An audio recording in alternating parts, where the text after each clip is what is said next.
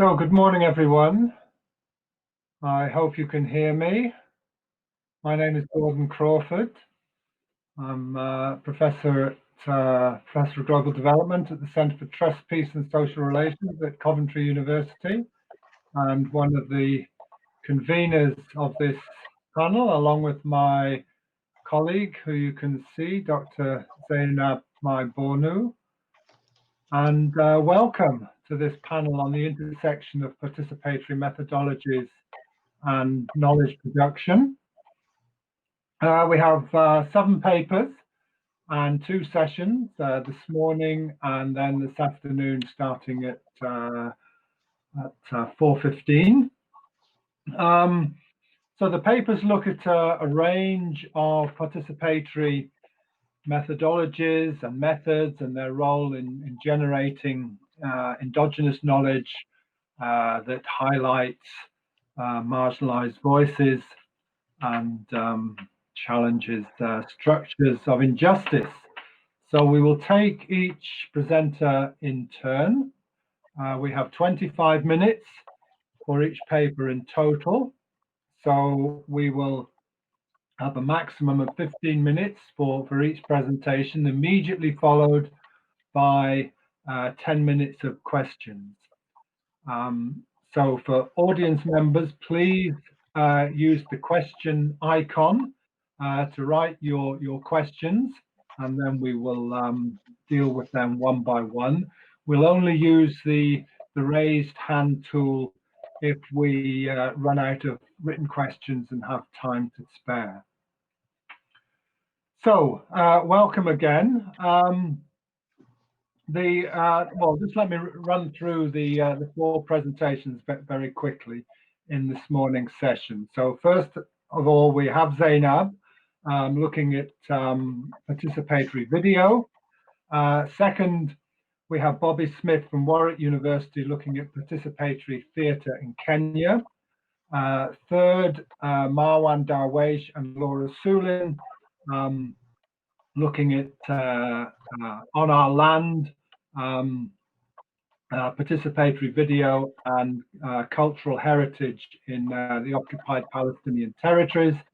And then Barbara Kavuta from the University of Reading looking at participatory photography. So we will we'll start off with Zainab Maibonu. Zainab, a colleague from the Centre for Trust, Peace and Social Relations at Coventry University, and her paper, as you can see, is entitled Using Participatory Video as a Tool for Knowledge Production, Women and Oil Conflict in the Niger Delta. So, Zainab, over to you. Thank you, Gordon. Hello, my name is Zainab from CTPSR in Coventry, and I'm here to present my research using participatory video with the women in the Niger Delta. So going back to the earlier slide, the previous slide. Okay, what's happening? So this is me with some of my participants during my fieldwork in the Niger Delta. So when I talk about decolonizing knowledge production, to me, it is about the recognition and acknowledgement of the diverse forms of knowing that are spread across the world. There's a lot of advocacy in terms of decolonizing how knowledge is being produced, which refers to what De Souza Santos referred to as Ecology of Knowledge, which is open to the promotion of non-relativistic dialogues among knowledges, which has to do with granting equality of opportunities to all participants. So in other words, a bottom-up approach. There are several perspectives when talking about knowledge production. It raises issues on resistance and contestations of hegemonic domination and claims of superiority of Western epistemology.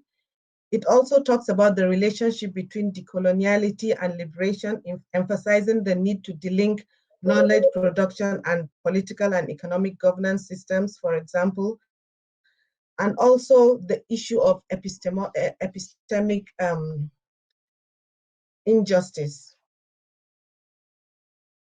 Within the context of Africa, there's a lot going on and the field is really growing.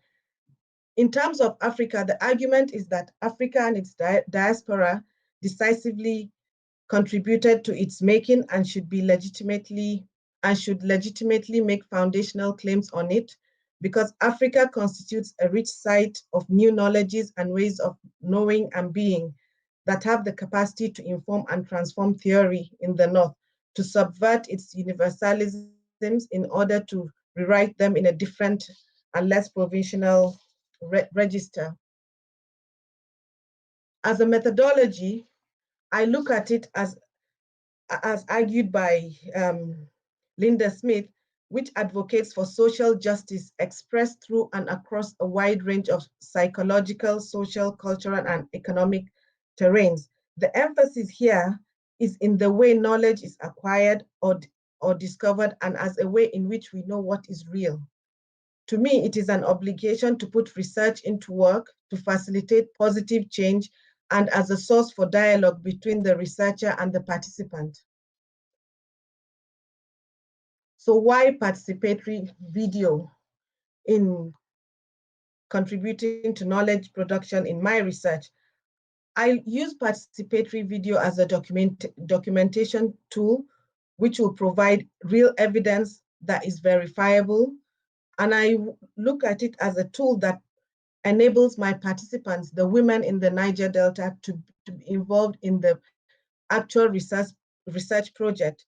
I use it as also a platform for the marginalized women groups in the Niger Delta to have a voice in terms of the peace and conflict dynamics and developmental issues going on in the Niger Delta.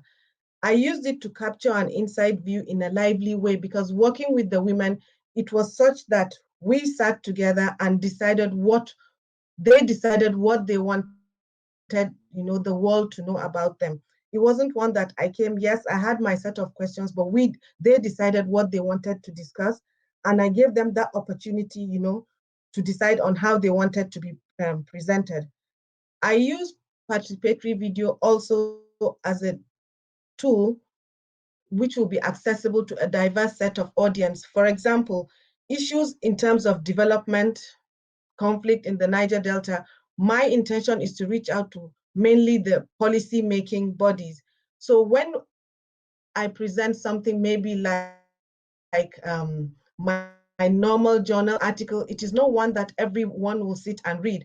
But if that 20-minute video or 15-minute video or even 5-minute clip will be such that would get the attention of the policy makers. So it is a medium for conveying and influencing decision making at various levels. Like I said, policy making and also at the civil society level.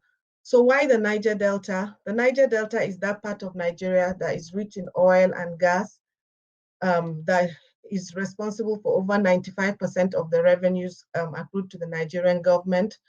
The issues include pollution, so the environment, water. You can see the water here is polluted. It is the same water that some of the communities drink and use for their domestic activities. And it is one where, this is a picture of an oil well. This is a dry oil well that is condemned, but it is located within a community, and there are several across some of these communities, and some of them do, spill out oil occasionally, crude oil. This is a live one located in one of the communities I worked with. So you can imagine a situation where you live with all these, these are some of my participants, and also pipelines are located, embedded within the communities. So they crisscross within the backyards of these communities. This is what the people in the Niger Delta are forced to live with. And most importantly, gas is being fed 24 hours a day in these communities. So this is a picture of some of my participants also. Like I said, the same river, they used to wash, to drink, to cook, and do everything with. This led to a lot of issues, grievances by some of the groups in the Niger Delta. So I decided to embark embark upon this project based on the results of my PhD, which highlighted the absence of the voices of the women. So I decided to engage with the women to get their perspectives in the peace and conflict dynamics in terms of resource-related issues. And these are some of the questions I asked in terms of how can the women in the Niger Delta advocate the non-violence agenda, and what roles and how can they contribute, to the peace and conflict dynamics and also their experiences. So during the process of using participatory video, I had several workshops I trained my participants, in another way, they're now empowered, at least they know how to handle a camera, and they decided, what they wanted, like I said, and they went around, and most of the recordings were done together, and even some of these pictures were snapped by some of my participants. So in the course of our discussions, there are several findings. They feel their tertiary objects in the society, as one of my participants said. The issue of patriarchy is really a problem in the Niger Delta. The women are not given a voice. They are expected to, accept all the decisions taken by men. There's this disappointment and disenchantment, anger at the establishment, because they feel they are treated as second-class citizens.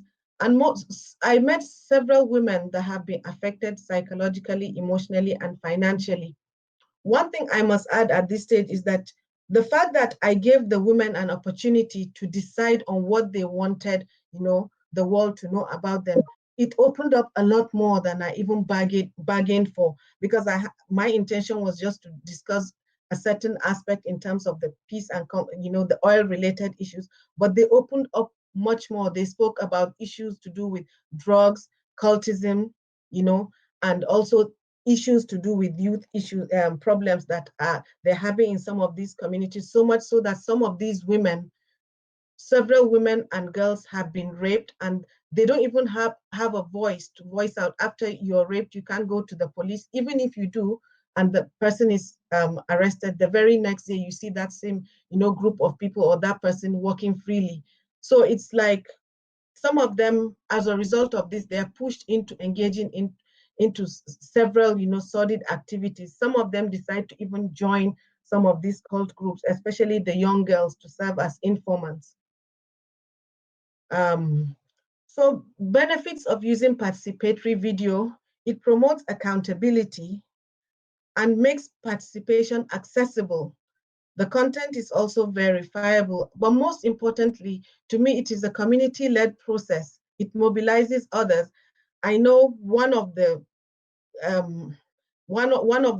benefits of my research is that in the communities that I work with, the women are now coming together to establish platforms where they could engage with the main communities, the community development committees, as they call them, to have a voice, because sometimes they have women leaders. And when we talk about leadership, it is only in name in most of the Niger Delta communities, because the women are not given that opportunity.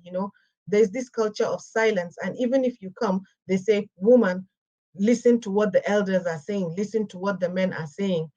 And such investigations and using such methodologies increases awareness and builds trust. Most importantly, it also serves as a platform for knowledge production, because it gives an opportunity to bring out new voices and new knowledges in terms of some of the issues going on in the Niger Delta. Using some of these methodologies, you have to be careful, because there are ethical issues that come up in terms of positionality, representation, and access to informants. Access to women groups, some of the marginalized groups, is not really very easy, but it depends on the level of contacts you have, and the trust and you're able to build with some of these people. Safety is important for the researcher and also the participants. So also the issue of confidentiality. I was confronted with a lot of information, a lot that were quite sensitive. So I had to really take my time to understand and also decide what, is sensitive and what is not. What can I use and present, present to the world with the permission of my participants, definitely. And there's the issue of also ethics approval. For example, I did this project while at the University of Bath with funding from the ESRC. So it had to go through, the Social Science Research Ethics Committee, and just to conform to the ethics guidelines also by the ESRC, on also respecting GDPR. So in conclusion, my research, in terms of leadership, it opened up, a lot of discussions in terms of the importance of women to come together to have a collective voice, the importance of leadership. Women in that region need to understand and know their rights. There's the issue of equal opportunities. Some of them argue the fact that they are Nigerians, they should have equal rights alongside the men.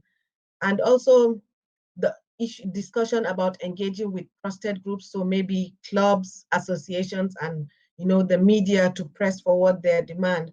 And like I said, taking up more leadership responsibilities within communities in terms of conflict resolution processes and other things. One thing I forgot to also add is that the fact that a lot of cultism, cult groups have been attacking some of these communities, attacking the women and girls. Several of them have been forced to really flee from one community to another. Sometimes even if they move to another community, they go and they face the same issue. So it's a situation where you see really women and young girls really fleeing from one place to another without really a safe place to stay. Parenting is also something that came up, responsible parenting, in terms of parents taking more responsibilities that is expected of them, of taking care of their children.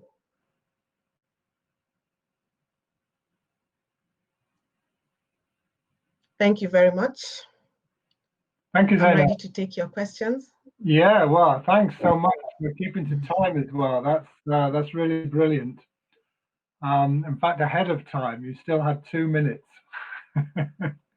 Wonderful. Okay. Okay. I took your warning, Gordon.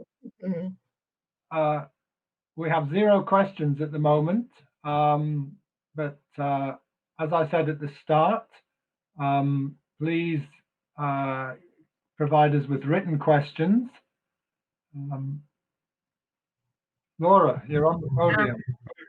Thank you. I realized I was trying to write the question, but I actually needs you to ask a very short question for the space. So thank you, Zainab. I thought this was really, really interesting. I can see so many interconnections with with the paper me and Marwan are planning to present as well. I was wondering, in the conclusion, I was typing the question when you started talking about it, that could you elaborate a little bit more on how would they see the changes coming? Because I'm always interested of kind of women on the very grassroots level of what kind of practical things they would. So you mentioned raising their children, for example, and parental duties. That is that kind of the way forward, or what would they see as kind of advocating these issues, and would they want to take them into start from the community and take them from a national level? Sorry, that was a long and rambling question.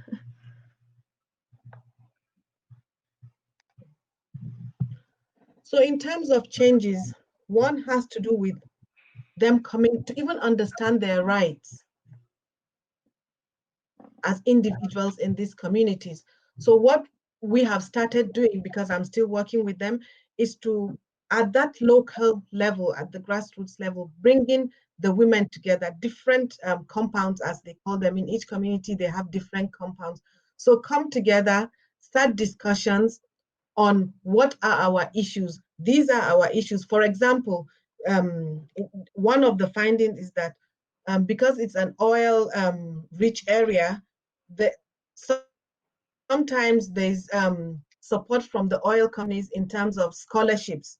But in most cases, the women and girls, the young women and girls are not even included.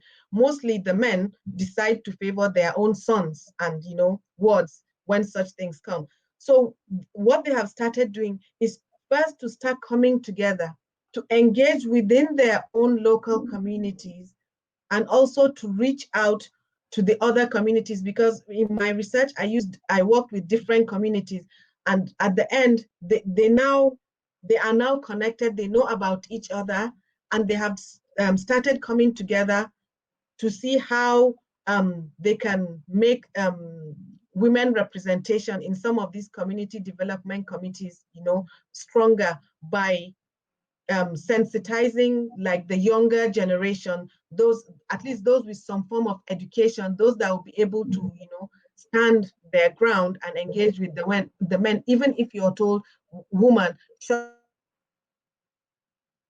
language, but this is the reality. Woman, this is not something for you to talk about. At least if they bring together people that are strong, young women that are strong, and they start working, at least they will start making some form of, you know, change, you know, at their own local community. And this will also lead to working with other groups that I work with, like the Ijaw Women Connect and the Federation of Ogoni Women Association. These are some platforms that are operating at the state level, and some of them have access to contacts at the national level. So if they're able to come together, which they have started doing, gradually the change will start coming, because it is something that will take a long time, but at least they have started seeing that change. When a position is advertised, if a woman, a young woman, you know, says she signifies her intention, she now has some form of support from even the local women, as against what obtained before, where if you say I'm going to contest for this position, you're sort of like stigmatized as being an immoral person, for example. So it's a gradual process, but it has started. Yeah, but it has to start at the grassroots level, and then it will work up. Thanks, Zainab. We have some more questions now. One from Babla. So I would like to understand the issue of women's empowerment in this region. Is it not embedded in culture and religion? How are men, oh, it's gone. How are men taking up these issues, and at what level are women presenting their issues? So in terms of, you know, women empowerment, the culture in the traditional African society is that the woman is supposed to obey and, you know, follow the men, which is common among almost all African societies. So the issue of religion, in terms of religion, both Christianity and Islam in the Niger Delta talks about, you know, the importance of women. But because of culture, the women are marginalized. There's, you know, relegated to the background, like I said, the issue of patriarchy. But in terms of empowerment, now that at least there are some in these communities that are enlightened, that know the importance of, you know, women having a voice also on an equal platform, and the rights of women also as individuals, they should be able, you know, to get opportunities when in terms of scholarships. You know, I came across several young, you know, women that have finished secondary school with very good GCE results without funding and opportunities to go forward in terms of their education. So empowerment is really important. Culture is a problem, but if they're able to come together and articulate their issues together as a group, I think they will be able to make an impact. And I have seen now that they have started, there are some groups in the Niger Delta that are quite, you know, where the women are given more opportunities. But in most of these communities, it is a problem, and it goes down to the issue of, you know, patriarchy, where even if you want to talk, your own family members will ask you to just, you know, bottle everything up. You don't have to engage, maybe be rude to the elders. So this is a problem. Okay, thank you. We have another question from Brendan Harrison. Did you come across any problems with participants being reluctant to discuss these issues while being recorded? Was there a tension between the participatory approach and the sharing of information? And we have another one as well. So just so because I did my because I did my PhD in the Niger Delta, I developed a relationship with the leaderships of the movements in using the Ogoni and the Ijaw, for those of you that are familiar with the Niger Delta.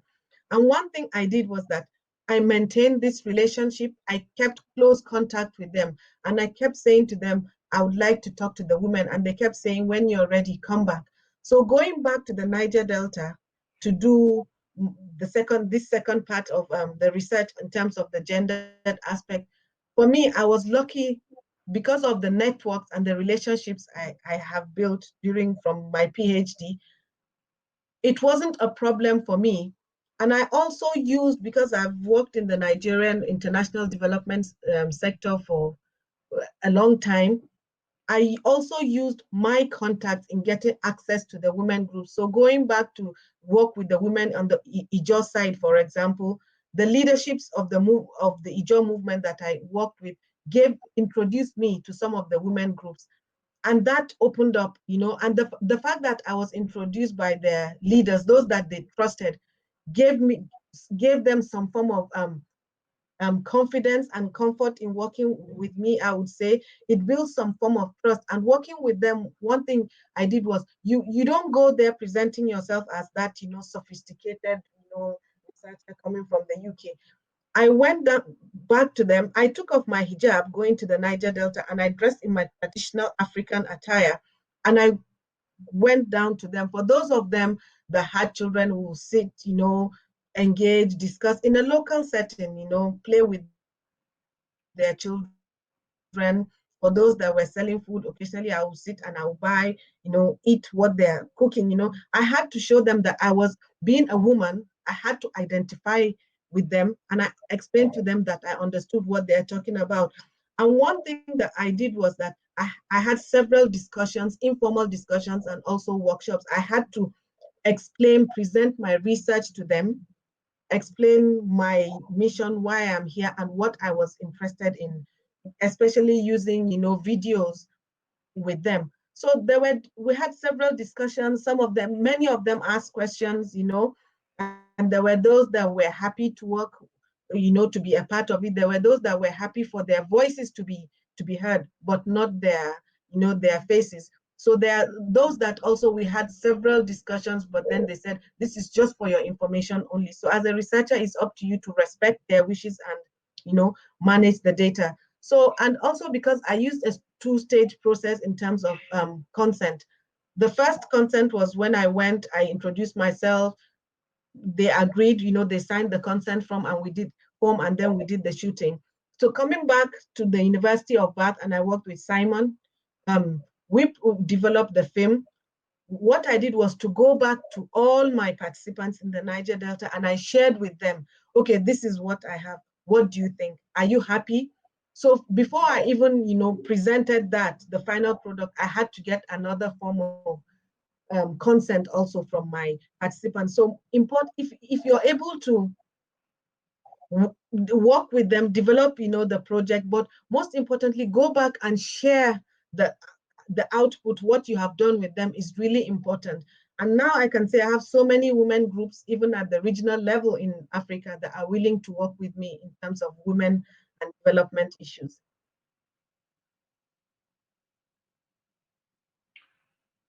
Okay, Zainab, we've lost you. Okay, Zainab? You can't hear me? Okay, well, we can again now, but Yeah? we need to move on. So have you finished answering that question? Because we need to Okay. go on to the next presentation. We lost you Yes. just for a while. Okay, you have some other questions. Oh. One is in the text chat from Marie-Louise Matisse. Perhaps you can answer her on the text chat. Other questions you'll be able to see, but we need to move on as we're pushed for time. Okay, thank you for the questions. I'll respond. Yeah, thank you later. so much for your presentation and for your answers to the questions. So our next presentation is from Bobby Smith from Warwick University. And I know Bobby has had some problems with his internet connection today due to gardeners cutting cables, but hopefully we can bring him onto the podium. Carl, are you able to bring up Bobby and his presentation? Bobby, you're there. Wonderful. Good to see you. Hello. Hi. So Bobby's from Warwick University and is going to speak on participatory theatre in Kenya, caught between colonial legacies and decolonial desires. Your presentation is there, Bobby. Great, thank you. I think move to the next slide. It's all yours. Okay. Great, thank you very much. So yeah, I'm sorry if I drop out. Maybe someone can just wave at me if I do. But yeah, a cable was cut through. So I'm currently on a really dodgy sort of 3G connection. But yeah, so I want to talk about participatory theatre in Kenya. And I guess the key argument or arguments that I want to engage with here, because this is a new sort of project for me, really, thinking about the kinds of histories and historiographies of participatory theatre in Kenya particularly.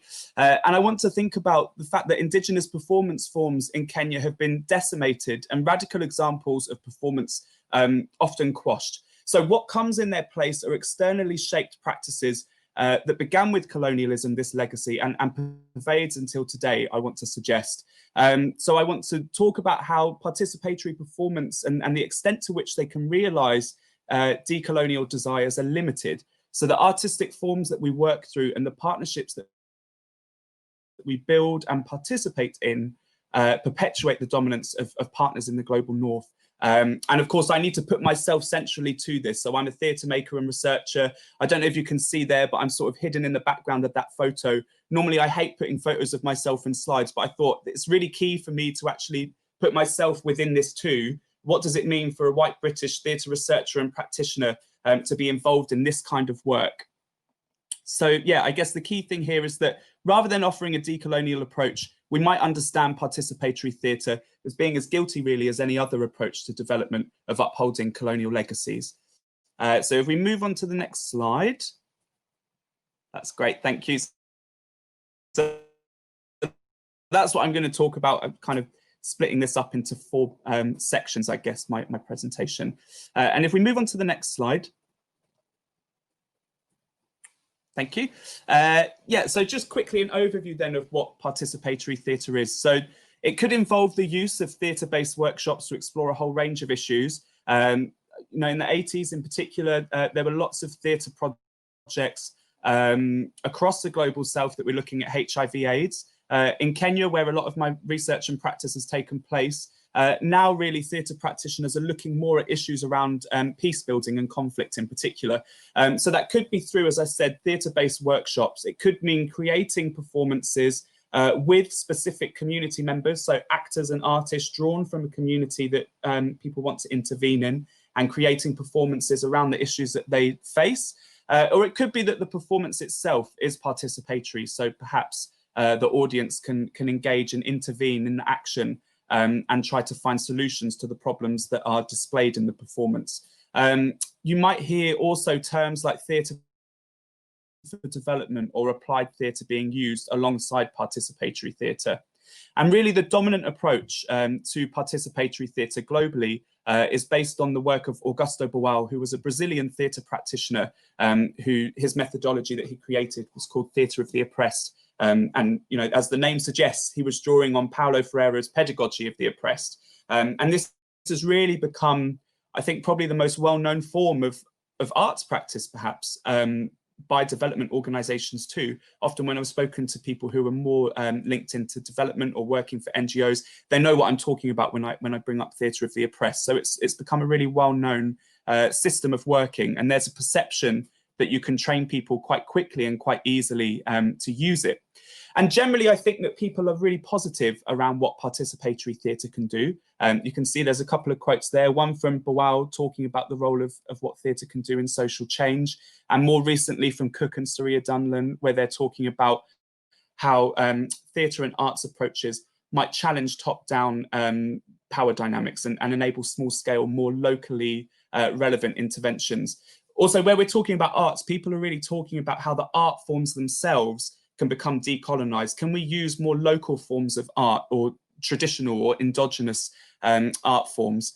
And people are talking very positively about that. And I don't want to disagree with them and say that this can't happen and that, you know, theatre and using arts in development is a bad thing, but rather that something is getting in the way, I think, of us being able to create the kinds of projects that might decolonize and realize desires to do that.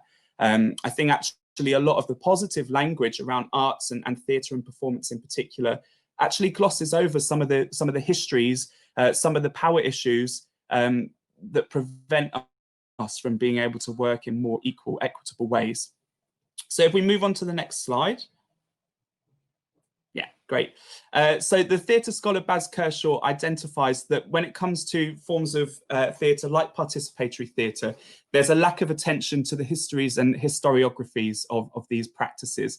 And that's problematic. So Syed Jamal Ahmed, who's a Bangladeshi practitioner and researcher, writes about theatre for development in Bangladesh. And he argues that people, you know, like me, who are based in the global north and become involved in this kind of work, predominantly imagine themselves as decolonizing agents, and they use a language of empowerment and liberation to describe their work. So participatory or applied forms of performance are often imagined as distinct from colonial pasts, I think. And often actually people are thinking, okay, participatory theatre might address these colonial pasts. Maybe we can work in ways that during colonialism were repressed. Or that colonialists aim to eradicate. And actually, I think that we're a bit more entangled in these colonial legacies than we might care to admit. And I suppose the first point I want to make, I won't sort of unpack this too much because I think probably everyone here is more familiar with this kind of stuff than I am. But development itself and the partnerships that we participate in are of course rooted in colonialism, and the ways that development actors have begun to fund theatre projects and also shape the agendas to which artists respond is largely quite instrumental and also de-radicalizes and domesticates the potential of art, and also really shapes what it is that people are able to say through their art. So just in 2016, I conducted a lot of interviews with theatre practitioners working globally, and someone told me about a Ugandan practitioner who was saying, you know, if I want to make a piece of theatre that's just about what it means to be in Uganda right now, and, you know, some of the political questions that might come up around that for me, I can't. If I want to make a piece of theatre about HIV/AIDS, there'll be X number of funders who will enable me to do that. So these agendas are really shaping what it is possible for people to make art about, and I think that's important for us to challenge. Also, that the involvement of Western individuals or institutions in uses of theatre to achieve social goals can be traced back to colonialism. So if we're thinking about countries that were colonised by the UK, the British Colonial Office in 1944 published a report, the Mass Education in African Society report, where they highlight issues like poor housing, soil erosion as priorities to be addressed. And in that report, they envisage a role for, and this is a quote, the more energetic and progressive of the people as voluntary teachers and leaders to work in collaboration with the various educational and social organisations existing for the welfare and advancement of the people. And that report recommended the arts as a tool for education and stated, and this is another quote, the need for the provision of literature and the fullest use of modern techniques in education and propaganda available, even art, music and drama. So I think what we can consider as North-South partnership using theatre, we can trace the roots back to colonial agendas and practices. And there's a legacy of external actors introducing modern techniques or new art forms to address development challenges. So just to go back to Theatre of the Oppressed, which I highlighted earlier, last summer I was doing some research in Rwanda, Uganda and Kenya, and many theatre practitioners that I met asked, can we have resources and training in theatre of the oppressed? So I think, it's being practitioners who are coming from particular places are being positioned in a particular way and being represented as maybe having this knowledge that is valuable to countries in the global south, that perhaps puts us in a particular power dynamic. And researchers, so Simon Peter Otieno, who's a Kenyan theatre researcher, have shown that colonialists actively repressed the forms of cultural and artistic expression they encountered as they were sort of looking to colonize other countries. And also that theatre and the ways that theatre is shaped in Kenya, you can see here on the right-hand side, there's a photo of the National Theatre. And of course, national theatres and performance forms and art forms, many have linked art to ideas of national identity. But I don't know if you can see closely enough into that photo, but everyone who's going, this is taken in the late 50s, everyone who was going to the theatre at that time, it was really for white audiences, and they were putting on European plays. So it's really important for us to think, okay, these forms of Kenyan theatre and performance were actively being repressed, while at the same time a national theatre was lobbied for and built by British colonialists and was attended predominantly by white people putting on European plays. So we've got the Kenyan National Theatre, but also other theatres were established by colonialists during the sort of 50s and onto the 60s. So this is again shaping the landscape of theatre and performance in Kenya. And alongside that, as a way really to instill English and European play text, particularly Shakespeare, in the school curriculum, the Kenya Schools Drama Festivals were established as well for schools. So again, this raises questions around, well, is it possible even to work through local forms of performance when the landscape of theatre and performance in Kenya has been shaped in such a way? And if we move on to the next slide. Great. So many of you might have heard of the Kamarithu Community Education and Cultural Centre. It's a really famous example where Ngugi wa Thiong'o and Wamiri worked with the community in Kamarithu to write plays about imperialism. So here we have a really radical example that used local art forms, that was participatory. People in the community were able to intervene in rehearsals and reshape the action. And this continues to be a really influential example of theatre practice. But again, we need to consider that actually at the time that this was presented, this also was actively quashed, not by colonialists, but by the Kenyan government. So we have yet another example that was repressed, and Ngugi wa Thiong'o and Wamiri went into exile, were persecuted for their role in this particular project. So again, the landscape of theatre and performance in Kenya is being shaped in a particular way that means it's really difficult actually to work through more local forms of performance. So if we move on to the next slide. Thank you very much. So I'll let you read that quote on the left-hand side for yourself. This is just me. I interviewed several Kenyan practitioners, and this particular practitioner is talking about how the majority of what they see involves foreign practitioners and art forms. So that really squeezes out a sense that the work that Kenyans are creating for themselves is good. And if we move on again, great. So yeah, this is just a quick reflection, I guess, and then I'll wrap up because I think I was talking about some other things for maybe a bit too long. But so this is a performance on the right-hand side, the image there, of a performance that I made together with Desai Ogada, who is a theatre practitioner in Ahero in Western Kenya. And we were talking and he invited me to come and work with them for a while. And we created this piece around domestic violence. And what we were really interested in is how we could weave together the forms of performance that he was using and also the forms of performance that I'm more familiar with, which are really theatre of the oppressed approaches. So as we created this piece of performance, we wanted to bring in local forms of dance. And I guess the key reflection really that I want to bring up here is that this piece of dance began the performance and ended the performance. And when I reflect back on that, I think really what that does is it just acts as decoration. So, where we are using forms of local performance, and someone called Shadrach Akuma, who's a Nigerian researcher, talks about this idea of spicing. So we're marginalizing these forms of performance further, because really what we're doing is using forms of theatre that, say, me as a British practitioner might be very, very familiar with, and then just sprinkling on forms of local performance to make it look like we've attempted to decolonize or to work in more local or traditional ways, when really we're not.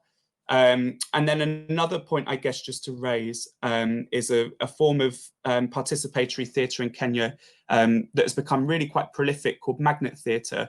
And again, the same issue pervades in this. So many of the practitioners that I spoke to who were using this form of performance weren't able to trace the roots in Augusto Boal and Theatre of the Oppressed that form of performance were working in. And in some ways it represents a form of Kenyan performance, but in many other ways, actually it can be traced to these global forms of performance that are in fact not particularly specific to the Kenyan context. So again, we're really seeing these networks of performance and ways of working dominating, which are squeezing out and pushing out some of these more local Kenyan forms of performance.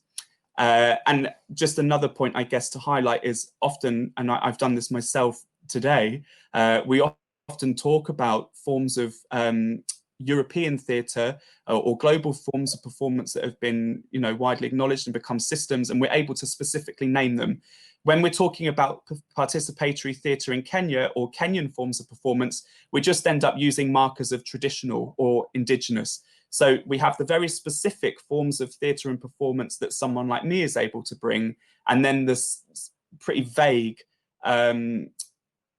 forms of, terms that are used to indicate Kenyan forms of performance. So we need to become more specific, I think, and really name those forms, find out what they are and what makes them different from each other, because obviously Kenya is a really diverse country and there are many forms of performance, but we're just using the same terms to lump them all in together.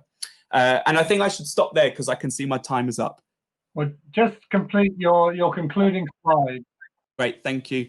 So I guess this isn't so much of a conclusion, and it's more of a sort of statement to myself, I guess, in a way, because I'm really interested in sort of autoethnographic and reflective ways of working. So this is really me trying to think through what my early thoughts of thinking through this research and my practice means. And so, yeah, it's really just a statement to myself that actually these desires to decolonize really are impeded by these legacies that we're not quite engaging with. And these stand in the way of addressing inequalities. And these inequalities aren't just in terms of the agendas or the art forms that we work through, but also the partnerships that we build. And of course, we really need to move now beyond this idea of sort of global north intervening in global south, which isn't just a development problem, it's a problem in theatre too. And how do we open up more equal ways of working? And I think until we're able to really specifically name and think about the forms of art and culture that Kenya has to offer, and move beyond these really simplistic terms like traditional, indigenous, we won't quite get there. So yeah, really my kind of closing statement, I guess, is that participatory theatre, while it might look like, and lots of people are saying very positive things about it, actually it really is as guilty as any other way of working, of doing research, of doing development, of maintaining those colonial legacies and power dynamics. And then I've got some references on the next slide if you want to see those, where I've got some of this reading from. Thank you. Great. Thank you very much, Bobby. We've just got 10 minutes for questions. Well, actually, somewhat less, or else we're going to eat into the next presentation. There's no questions at the moment. If you'd like to type your questions, please, that would be appreciated. I can start off. If we just go back to that sort of final slide, please, the one with your sort of own reflections.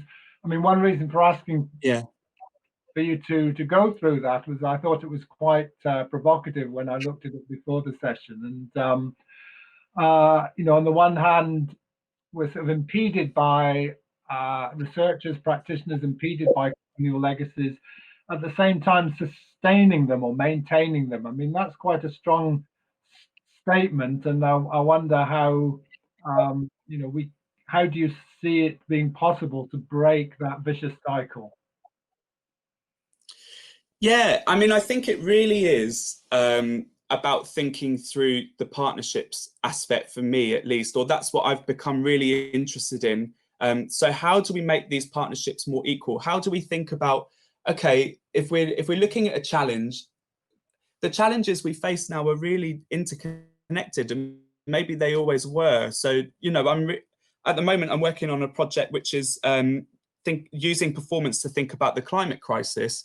And that isn't something that we only face in the UK, or it's not something that people only face in Kenya. And it's also not a challenge that we can only fix in sort of silos. We need to be interconnected to solve that. So I think if we can see these challenges as deeply interconnected and needing each other in order to address those, perhaps we can start to move beyond that. But of course, there's all kinds of power problematics in that. So, you know, we need to be honest about the fact that if we're based in the UK and working for a British university, as I do, I can get hold of funding more easily. I'm closer to the money. I shape the agendas. I write the funding application and shape the research questions. So it's also about taking it right back to those initial discussions and decisions that are made. And I think this is where I also have an issue with theatre in particular. You know, often those things like writing the funding application and writing the agenda are seen as quite separate from theatre, which is then a bolt-on to try and make whatever you're doing a little bit more locally relevant or participatory. Whereas actually, I think we need to bring the theatre makers and, you know, potentially even the communities in right from the very early conversations that are had around funding applications and agendas and research questions.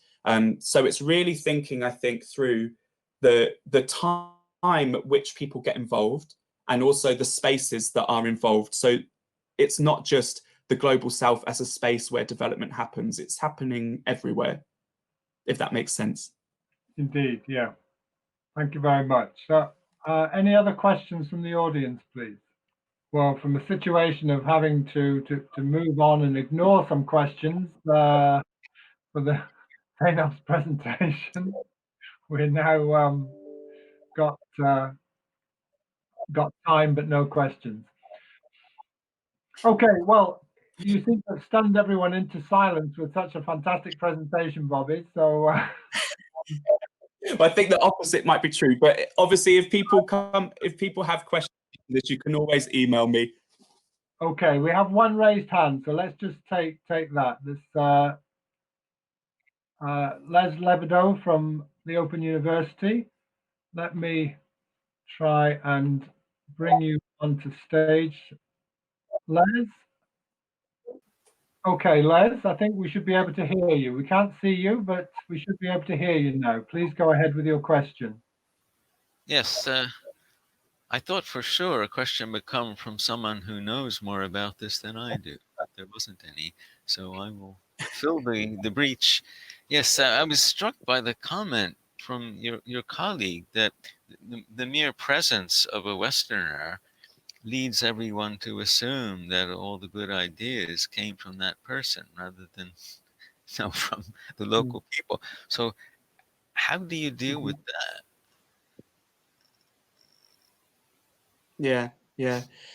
I mean, it's a question to which I'm not really sure there are any answers. I mean, what I've started to think about more recently is my role in projects being slightly different. So I've worked sort of really since 2011, and I've only been so I've worked for Warwick now for a year. So before that, I was a practitioner.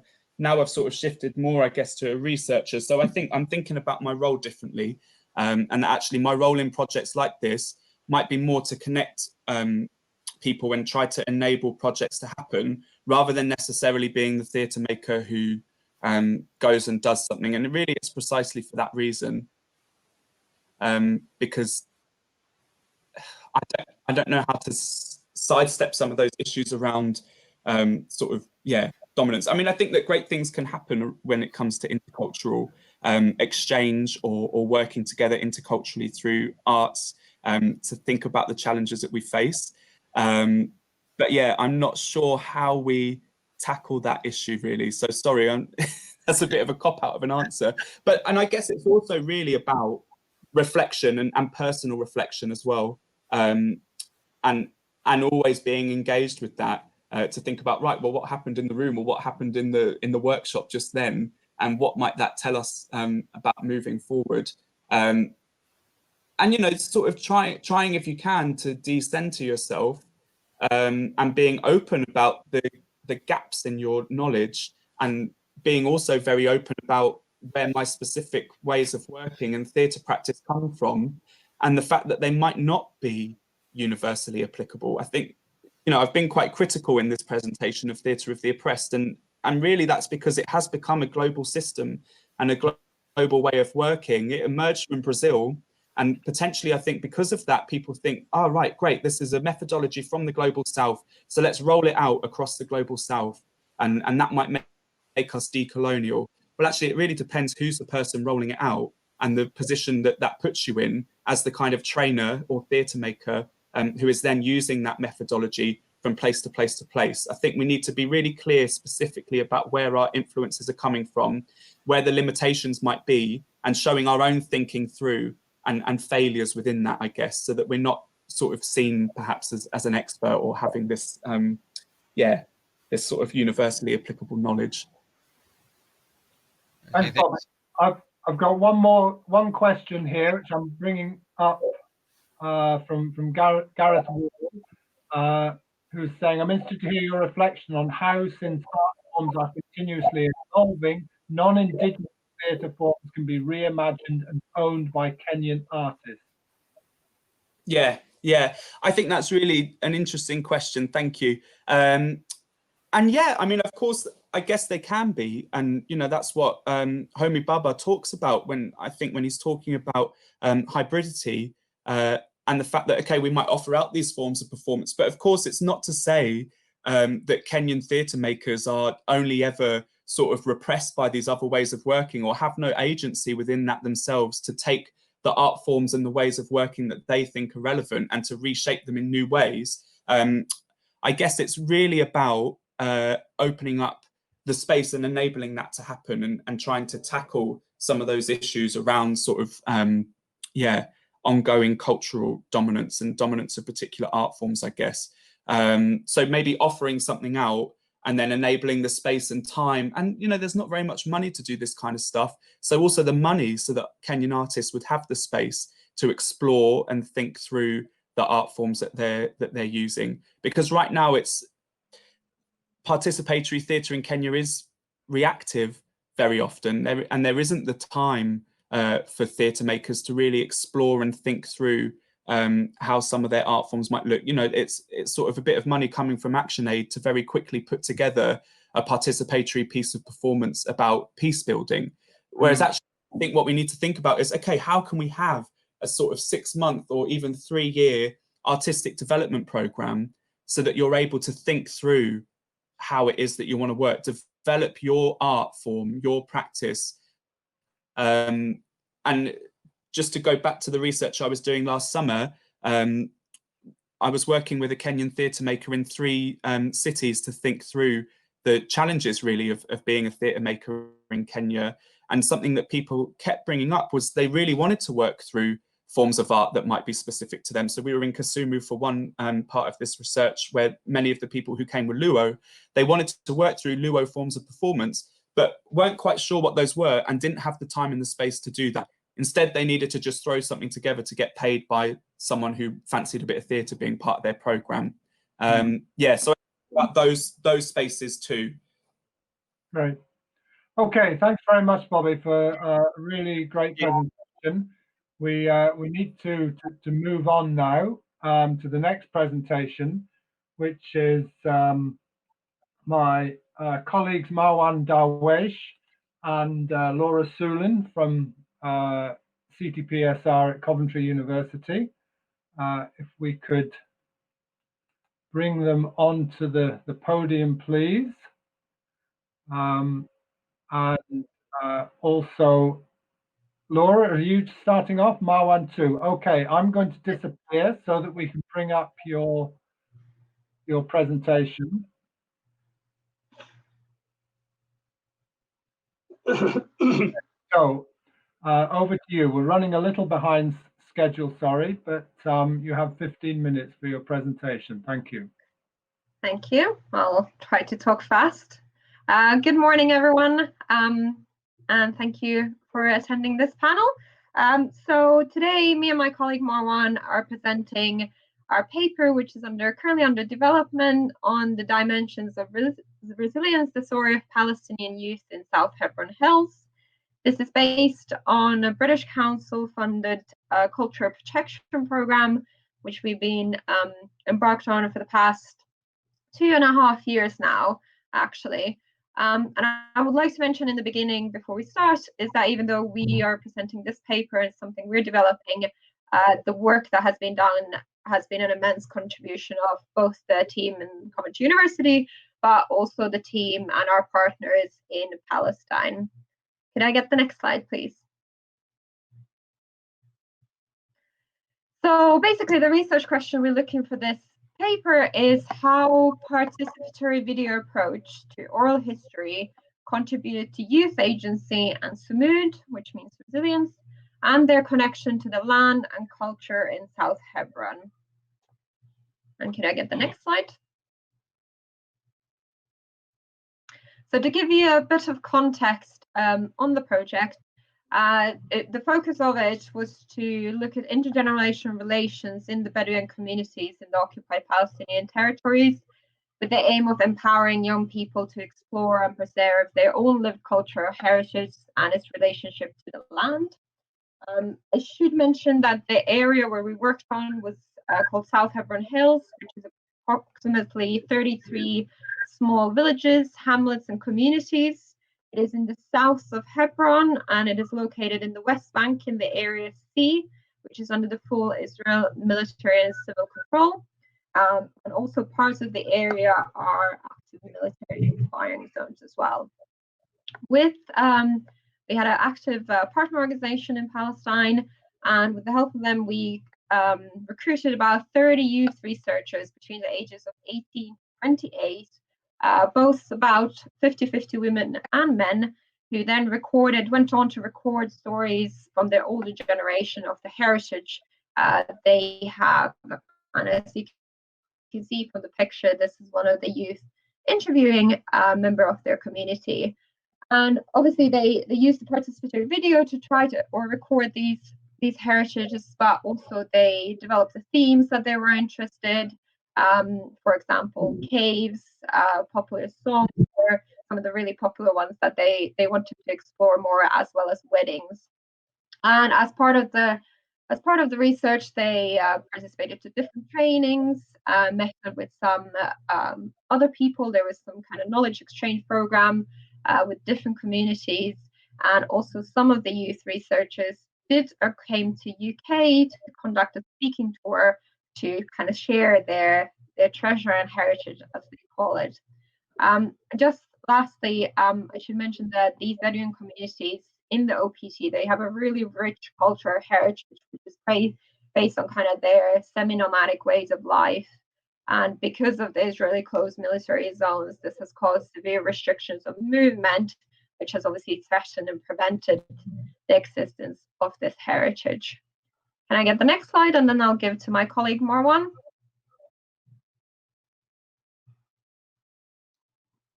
Thank you, Laura. The group of the youth, or we call them the youth researchers, in this idea of documenting oral history, we took the surveys, the feedback, the evaluation, and the discussion that we had with them, and tried to develop a theoretical sort of framework to understand the resilience that they showed during this period. So we borrowed the concept of sumud, which is resilient from Arabic, which is really evolved as part of the Palestinian national liberation movement in the 50s and 60s, mainly in Lebanon, in the refugee camps. and we try to, from there, to analyze the data and the observation, our reflection, to conceptualize the resistance that they that embedded in this idea. So the word sumud means steadfastness, resilience, persistence, and it is in a way to challenge the hegemony, the control of the Israeli occupation, which is in the end, it aims to colonize, to control, to submission, obedience of these communities, the Bedouin and non-Bedouin communities in the south of the occupied Palestinian territory. So the concept, the framework, is based on 4 pillars or typologies for this analytical paper. First, is the concept of stay on the land. Second is the relationship that evolved or developed between the youth researcher, and third, celebration of life, and fourth is to stand up and speak the truth, or stand up and tell the word. Next slide, please. So I'm going to give you just an example of one of each 4 typologies that we develop. So the concept of stay on the land, it's basically saying to the Palestinians, don't move, stay in your land, cultivate your land, and resist any eviction. Continue to live your life, build a family, build a house. An illustration of this, let's say, strand is the quote that I'm going to read you from one of the youth researchers. I will read.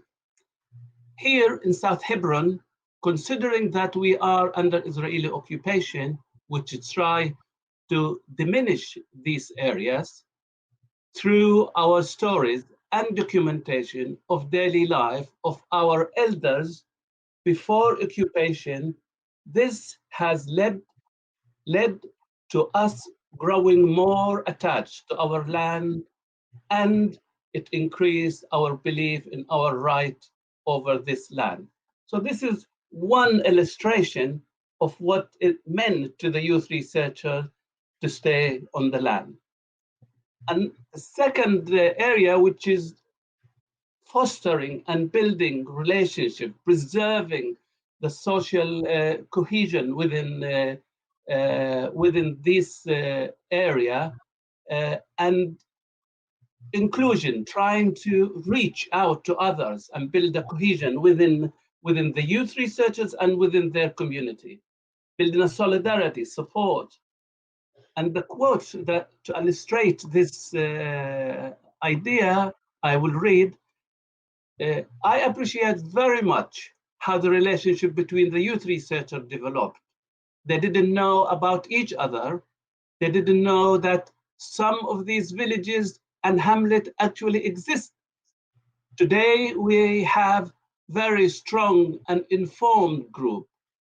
They connected South Hebron Hill together. So the idea that these youth researchers come and start to use video, start to document oral history, in a way created cohesion, created connection, created some solidarity and support among them. The next slide, please.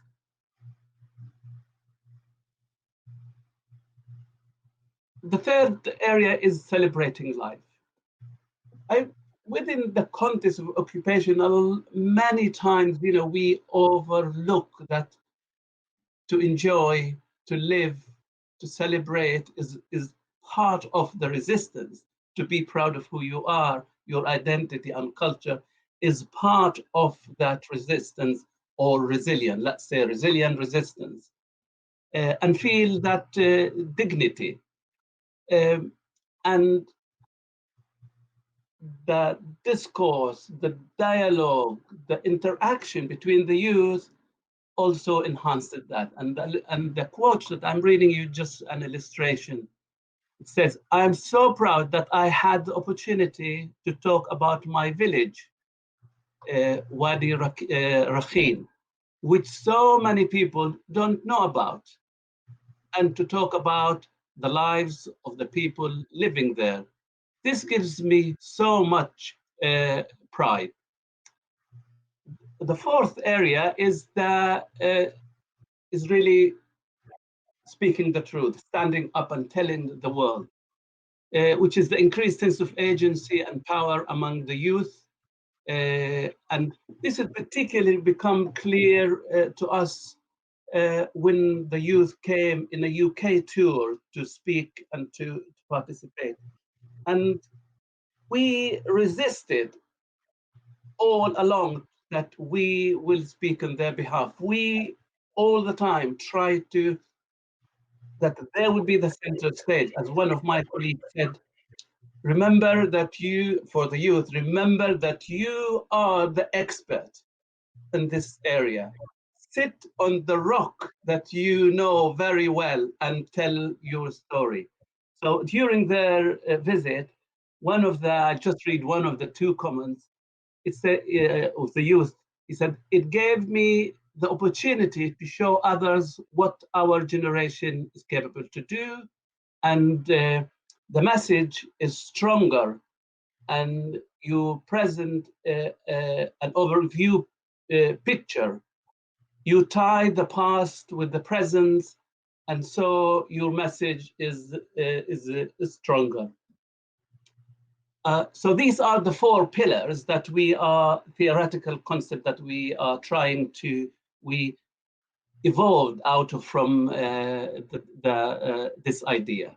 Next slide, please. This is to you, Laura. Thank you. So as a conclusion, we asked that, so what does this tell us? Obviously, as kind of continuing what Marwan said, first of all, this sort of participatory approach where the youth were at the center of every decision that was made, and they were the ones who really went to the communities to film their elders. It gave them an increased sense of pride and confidence to share their treasure with the world. And I love the anecdote that one of the youth researchers actually did call it, or they all call it as treasure, that they have uncovered this treasure and now they want to share it with the world. And also that this sort of approach can be utilized as a mean to increase both their mobilization and resilience among communities. That was shown by the examples that Marwan shared, this kind of increased sense of pride and resilience to stay on their land, and how their own heritage is so linked to the land and to the South Hemburn Hills where they live in. And lastly, and very importantly, the participants really reconnected with their own culture heritage. So these were youth aged between 18 and 28. And I remember from this project was ongoing for the past 2 years, as I said. And during that time, they have really kind of reconnected with the practices that their parents and grandparents' generation, that the practices that were so integral part of their lives as well. However, of course, we had challenges and conflicts, many of them, but to mention a few, which we really wanted to reflect on this paper. Firstly, the internal conflict and community politics caused by our intervention. We worked very closely with a Palestinian partner organization who had strong ties to this area.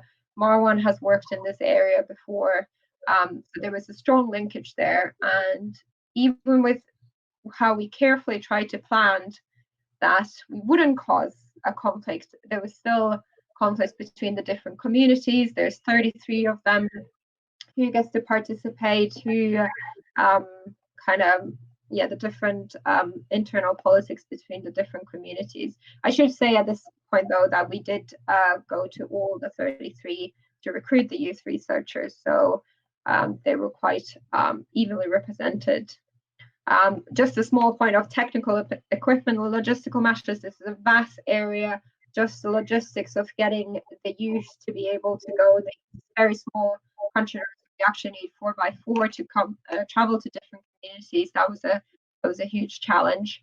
And lastly, this kind of tension and management of the different actors. There was several of them. So there were communities themselves, the youth researchers, us from Kamarithu University, our Palestinian partner organization, our funder. Each of them had different kind of needs that the project needed. So we obviously had to fulfill certain criteria for the funder. As a university staff members, we had to fulfill certain criteria, and vice versa.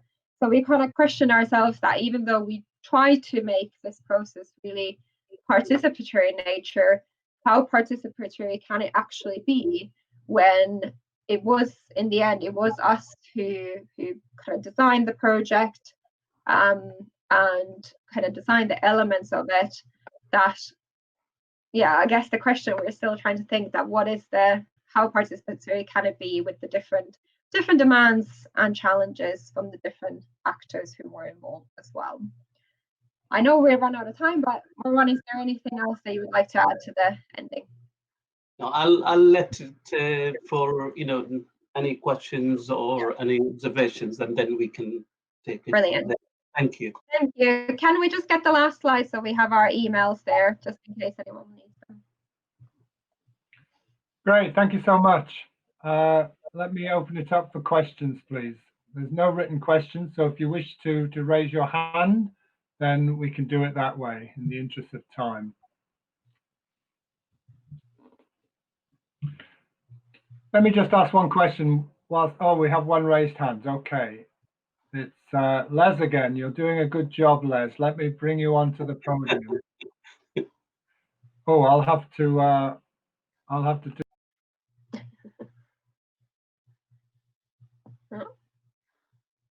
Turned it on again, but it doesn't work.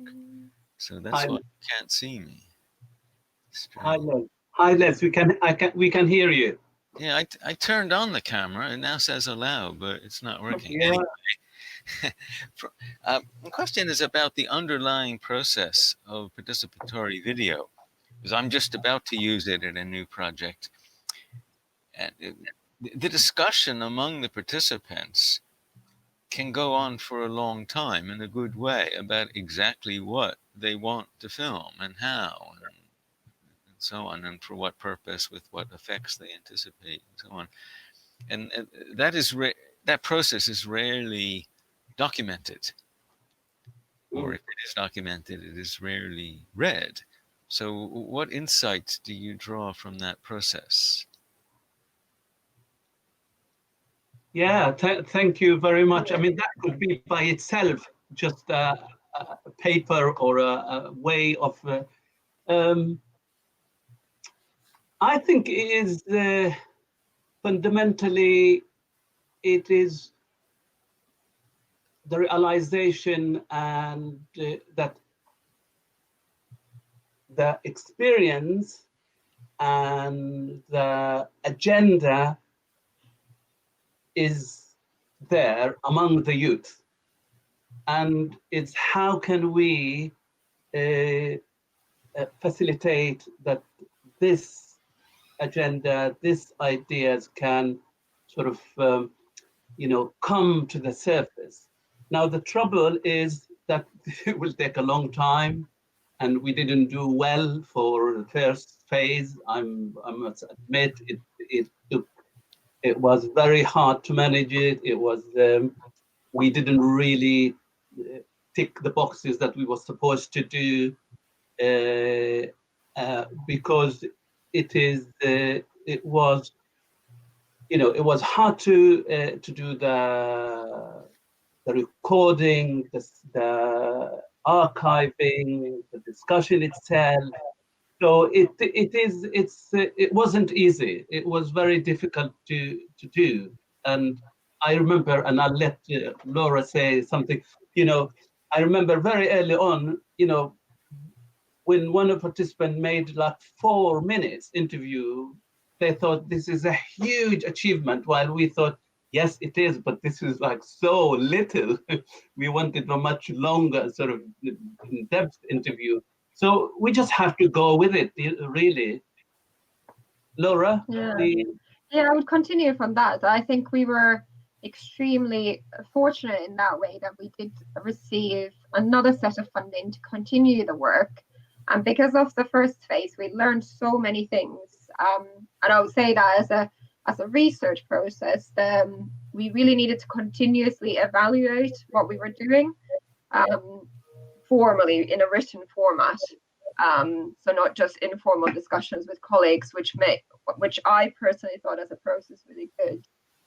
But I think that second phase funding really allowed us and the youth researchers to really develop. So the quality of the videos was, I would say, excellent during the second phase compared to the first phase, because this group of youth had really learned what they wanted to ask. They had really developed their kind of interviewing skills, let alone their technical skills and how to record videos. So I think that eventually it really lasted for quite a while that we were engaged with the youth. So I think that was beneficial for everyone. Yeah, I mean, one of the observations that I remember is that one of the youth researchers said that all the time they used video and camera as a way to document violation, human rights. This is the first time that they use this method as a way to document the treasure, their oral history. And it's not just about a response to violation. And I think that was a significant shift in how this methodology could be very empowering. Yeah. I can see that there was another question, but I popped away already. I missed it. Yes, it was very. Yeah, here it is.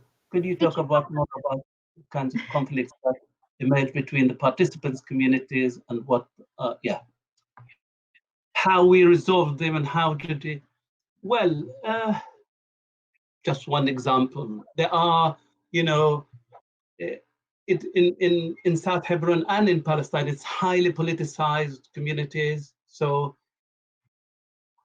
anything we did, it had an impact, an implication to the relationship in the community. So the challenge, we knew that it is important that everybody will be on board with us. But how to do that? It was a very, well, first of all, we tried to be as open as possible with them. We shared almost all documents and with our partners and with the mayors, with other communities. And this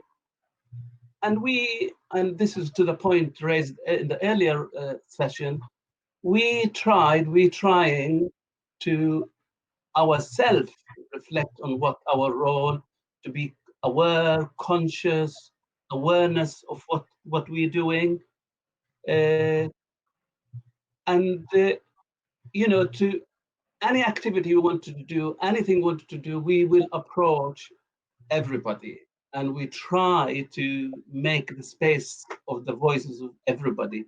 But it didn't work all the time. We must admit also that. So, but I think we can say, and probably the community can witness or experience that we tried with everybody to be as inclusive as possible, and this is sometimes took us a long time to do. Laura, any thought on that? Yeah. Okay. I do need to intervene here. Sorry. Okay. We're running short of time for our fourth presentation. Okay. Thank you both, Laura and Marwan, for a really interesting presentation on very fascinating research. Thank you. Thank you very much.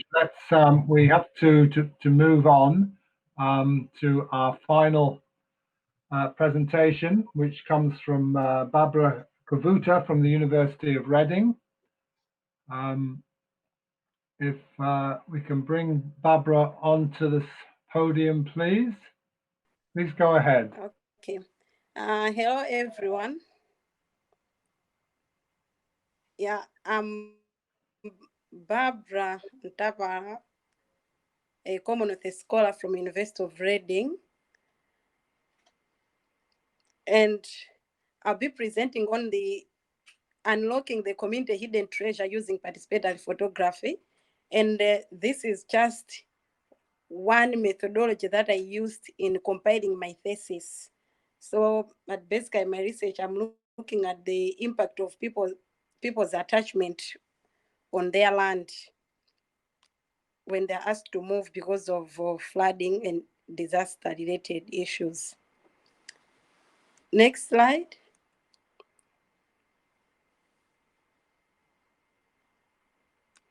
So as a matter of introduction, environmental-related disasters like flooding, they threaten human habitats, and it is estimated that flooding, they account to at least 1/3 of the disasters in the world. And this has a huge impact, especially to communities that have, to poor households that depend on the river banks to earn a living. So because of these impacts, both the policymakers and the stakeholders, they are getting consent, and they are bringing in some mitigation measures.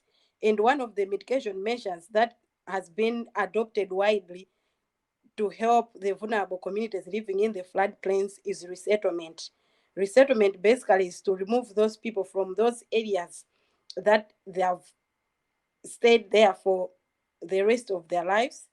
That's their land, that's their place that they have been in, or they have known that place for the rest of their lives, and which has history and it has emotions to them. Next slide, please.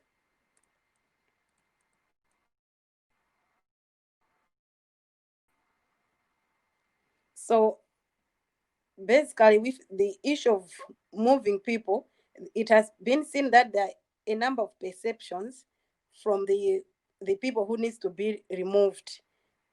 As long as the policymakers, they know that they are there to help the communities to move, but the communities themselves, they have their own issues, which are bringing in complexities in terms of how resettlement is being implemented.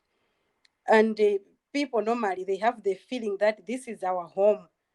And because of that feeling of saying that this is home, to move them, it feels like they perceive resettlement as being refugees in their own country.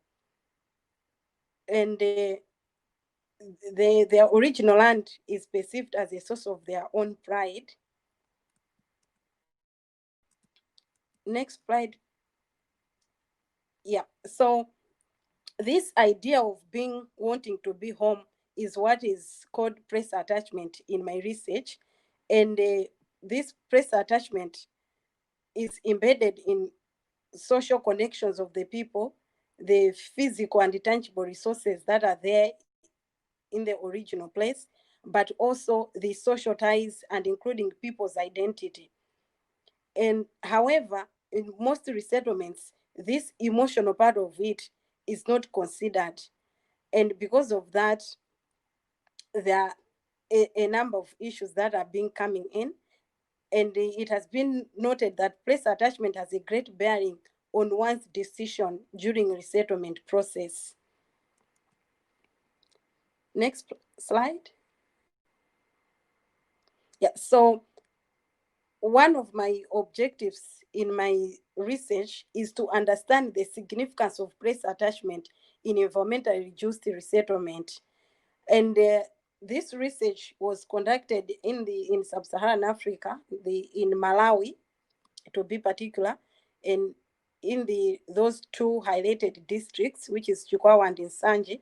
And these two districts, they lie along the river bank of Shire River, which is the biggest river in Malawi. And most of these, the people living in this place, they are farmers. And because they are farmers, they rely on the floods to practice agriculture, but also other income related activities like fishing, which is more popular in this area. Next slide. So in my research, in order to find out the issues that people are attached to in terms of place attachment, I used participatory photography. And the participatory photography has been recognized as one tool which empowers the community to capture valuable information that researchers themselves cannot envisage. Therefore, in participatory photography, it's used as a tool for generating an in-depth discussion and reflecting, leading into a depth understanding of the subject at hand, which the researcher is interested in. Therefore, participatory photography data collection method was used to assess people's attachment in their original land.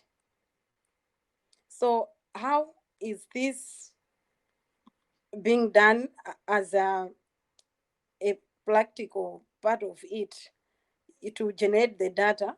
So it is recommended to put the participants in groups, maybe like the same way we do maybe focus groups, like 8 people, 8 to 15 people, which is recommended.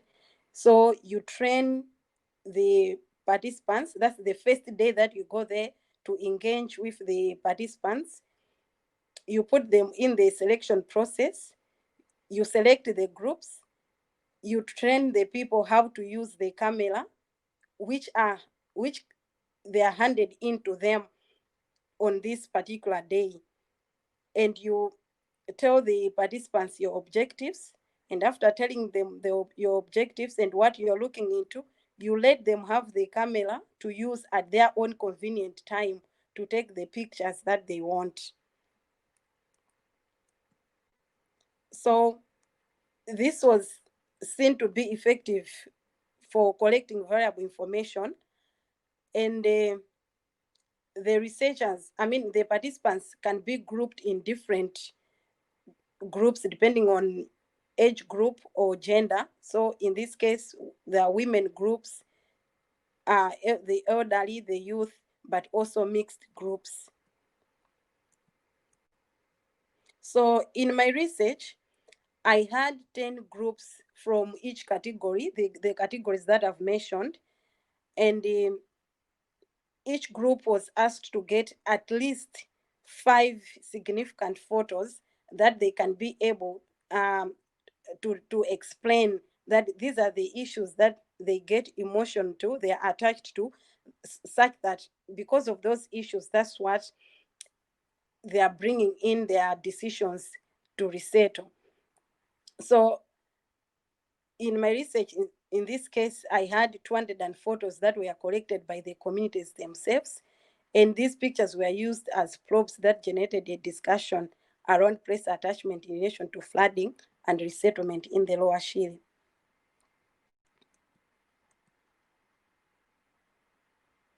So that's the second day. It was me and one of the groups there, another gentleman there holding the camera, explaining, scrolling down and telling me the pictures that they have taken and what they mean to them. So the participants were able to explain the significance of each photo that was captured. And my duty as a researcher, your duty is to understand what is it that they are talking about. And in this case, I was able to probe depending on my thematic areas of place attachment, which was social connection, their physical attachment, the physical things that they are attached to, but also their identity.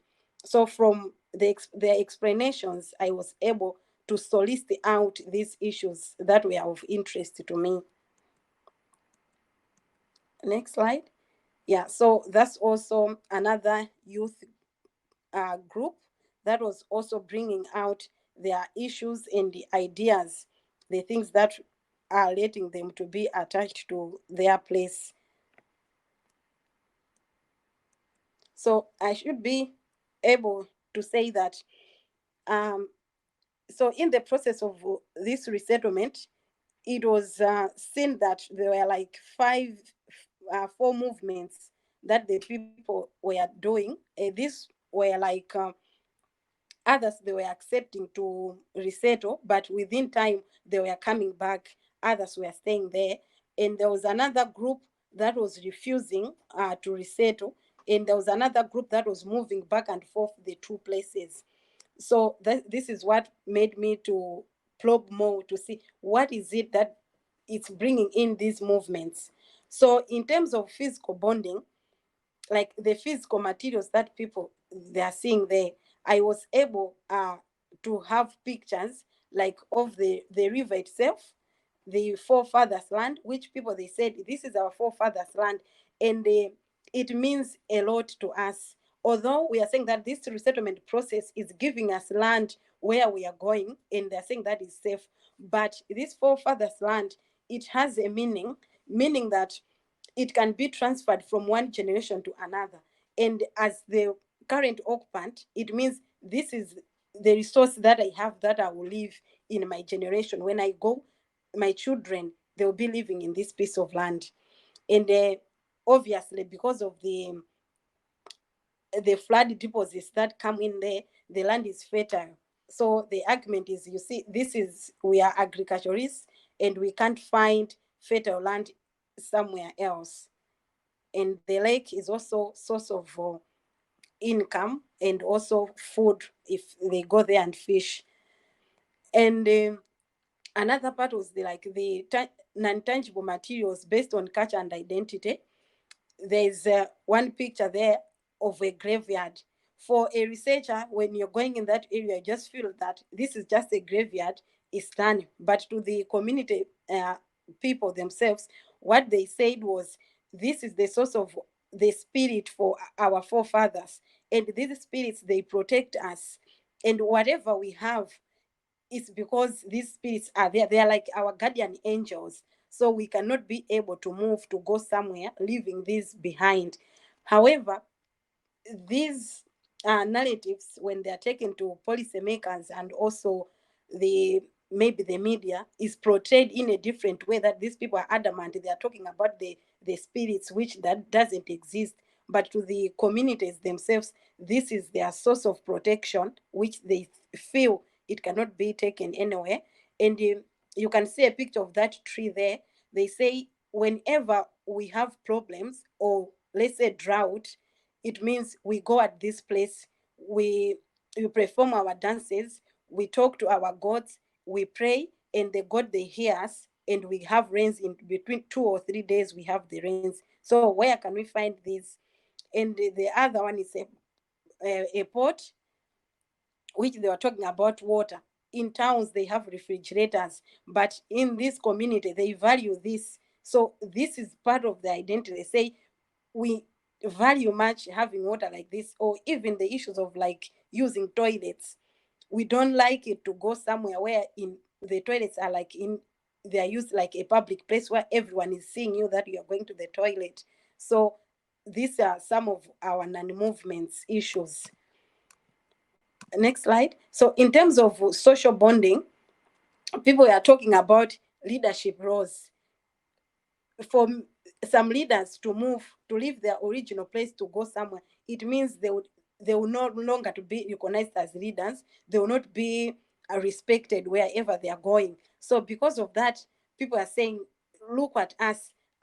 Within 5 minutes, I'm able to gather people. They are coming here and they're understanding that they are willing to listen to what I'm telling them. But when I move, these things will not be there. And if you talk about neighboring, people are so particular to the people whom they are associated with, who are their neighbors, mostly in this community, is to do with like your family. So it's like maybe your father, your sisters, your brothers, you live within as a community. So if you move, most of the resettlement projects that are there, these settings are not there because it's to do with the availability of land. And it's also a source of social capital, where people, if I don't have something, I'll go to my neighbor and ask, can I have maize flour? Or maybe you can, in terms of here, let's talk about child minding. You can just depend on your neighbors, but if you move, maybe those things will not be there. So in conclusion, last slide, I found that participatory photography proved an effective measure to understand people's emotions. And apart from the physical materials, community and culture elements are not considered in resettlement, but people were able to mention these things that matter to them. And this gave a basis for planning future resettlement programs for planners. And in conclusion, I'm also saying that community needs during resettlement are diverse. Hence, making the community safe to lead the process before implementing could lead in positive outcome. In this case, they can be able to bring out all these issues that I'm talking about. Yeah, the last slide, I think this is the end of the presentation.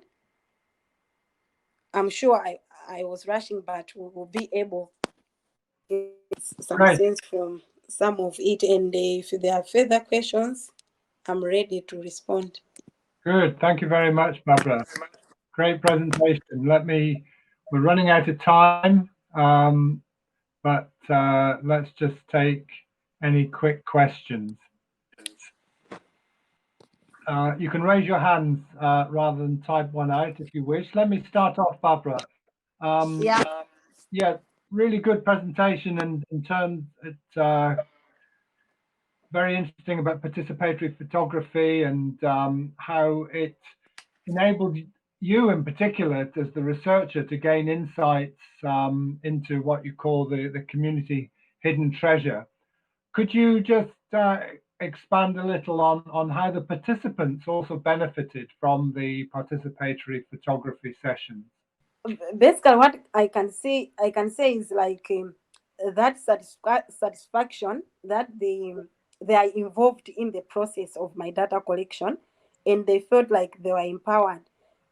Of course, most of them, they asked like, can we get hold of the cameras? But because that's where I wanted to process my data, but I could see how unlike other methods that I used, where I was struggling to get people to get involved, to come, like if you talk about the focus group discussions, for people to come, they are not interested.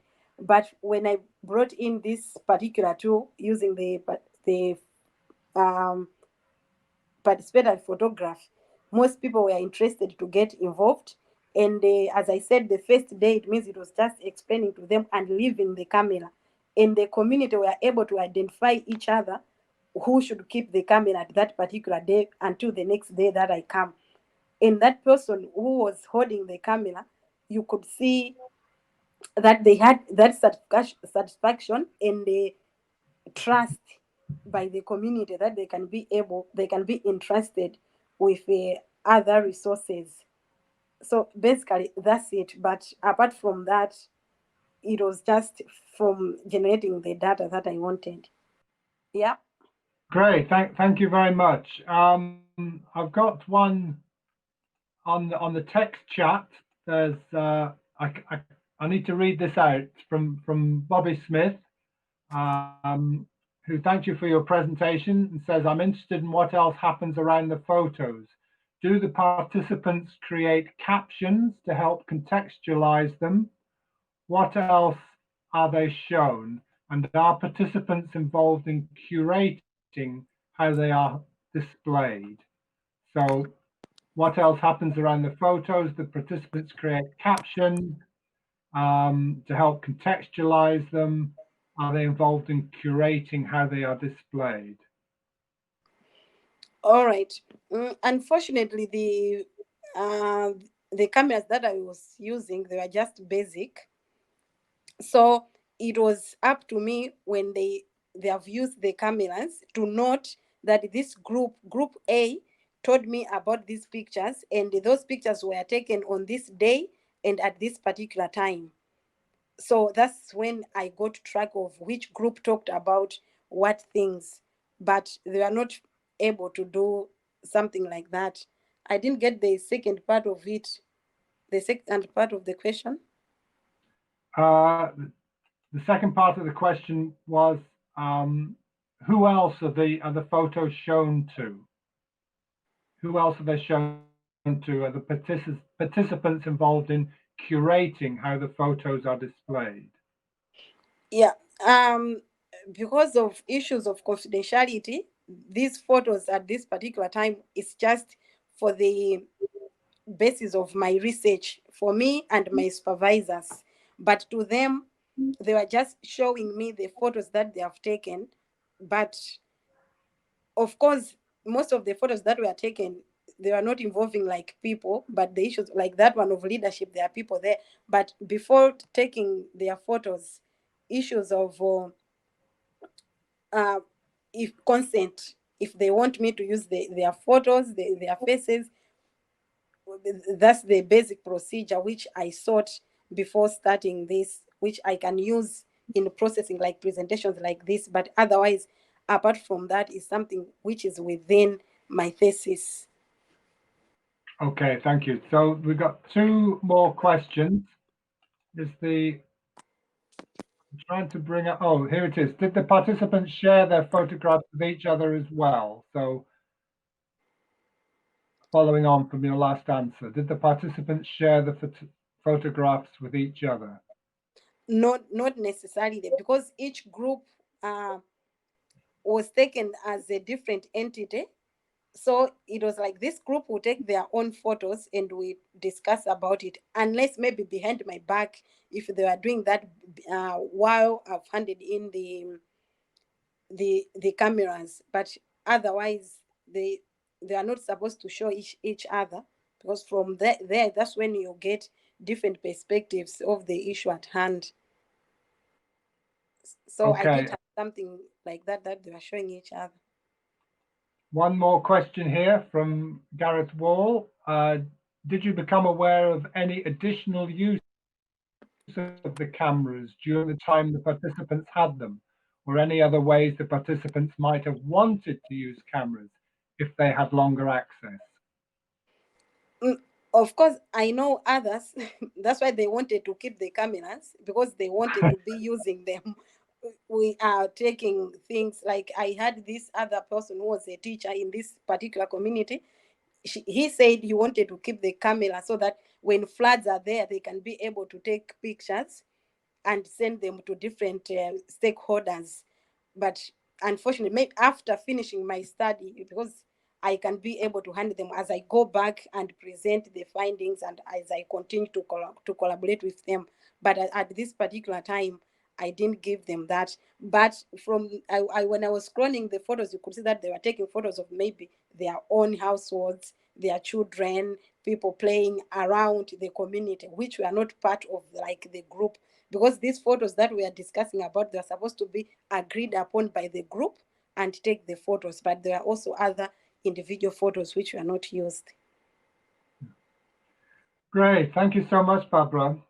We've run out of time, I'm afraid. We've overrun just by 5 minutes or so, so that's not too bad. But I would just like to thank all the presenters for some really fascinating papers and presentations on different approaches, different participatory approaches, and how they've enabled the process of knowledge production, and in particular in developing endogenous knowledge production. Also, thanks to the audience for your questions and participation. And finally, just to remind you that we have a second session of this panel at 4:15 UK time this afternoon. So please join us. And for those of you for whom it's lunchtime, enjoy your lunch. Thank you very much, everyone. Okay, bye for now. Bye-bye. Thank you.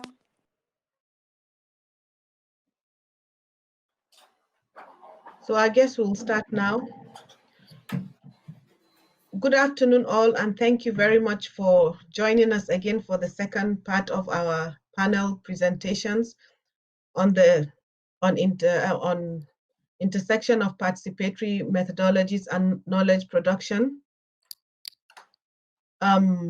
We have three presenters, Joanna, Carl, and Andrea. So because we have three, we're going to give them a little more time as against the 15 minutes.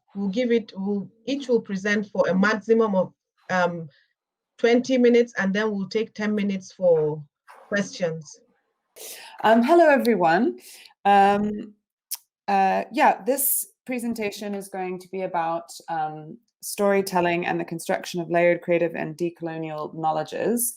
And I'm presenting it on behalf of myself and Thea Sharuk, who unfortunately couldn't be here today. But she did input into the presentation, and it's based on work that she and I have been doing together over quite a number of years. I wanted to use the opportunity of this presentation to focus on going a bit deeper into thinking critically about processes of knowledge production and what we mean by decolonizing them. And I wanted to do that through the example of storytelling, and specifically through looking at the idea of layered and creative forms of knowledge and how that emerges through a storytelling process. Carl, could you go to the next slide, please? Okay, so I'm going to be referring to research that was done in Cape Town, South Africa, and also other localities, but most recently in Cape Town, by both Thea and I over a number of years. Thea's research was part of her PhD with young people with experiences of migration, and mine was part of my Marie Curie Fellowship, which has been focused on storytelling with insider and outsider groups around issues of migration. And in both of these projects, there were multiple arts-based methods being used. I know in the first panel there was a discussion about participatory photography and participatory video. In the case of, and others, in the case of this research, we were using different arts-based methods, including photography and video, but other non-digital forms of art, but they were organized through a storytelling lens. And in both cases, the research was focusing on the complex dynamics of belonging.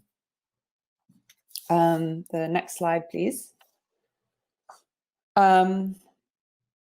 Okay, so what do we really mean by storytelling? I think this is a really important place to start, because as with participation and many other buzzwords in development, the word storytelling is used often, but without necessarily that much clarity about what it means. And so in this research, and in the context of a wider discussion on decolonial forms of knowledge, I'm using it in a specific way. So I wanted to just explain what that was. So the sort of storytelling that I'm talking about is based on storytelling about lived experience. So it's not fictional storytelling. And it's also very personal, and it is multimodal. So it would include both spoken and unspoken forms of communication about the story. And there are some important things to think about with that in relation to the theme of the panel on decolonizing knowledge. So the first thing that I wanted to mention is about this idea of Hannah Arendt's, which is about the subjective in between. And what this refers to is that meaning is made in this complex relationship between the self and others.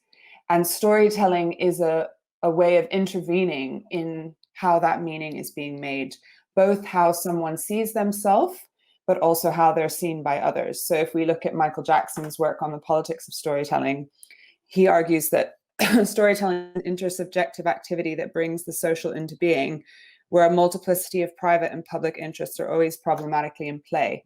And I think this is really important, because otherwise we risk storytelling reifying existing colonial or hegemonic narratives. So we need to think critically and carefully about the problematic multiple private and public interests that are in play and what that means in the context of storytelling. Also, I think it's very important to have a decolonial understanding of story.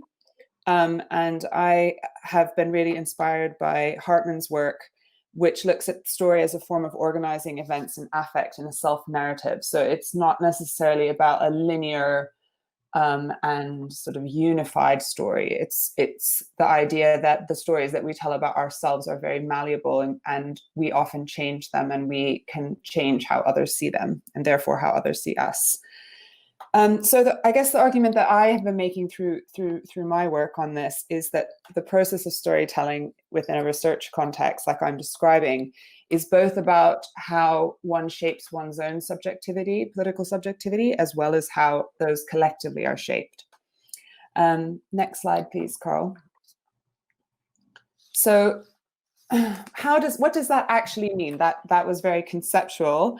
And I think it's important to then sort of bring that back to the practical. What does that look like? And one of the features of storytelling that I think is important for thinking about decolonial knowledges is the actual tangible artifacts that are created through the storytelling process and what those look like. So there's an example here of an image that was created over a series of different interactions where different layers of meaning were being added each time to the image.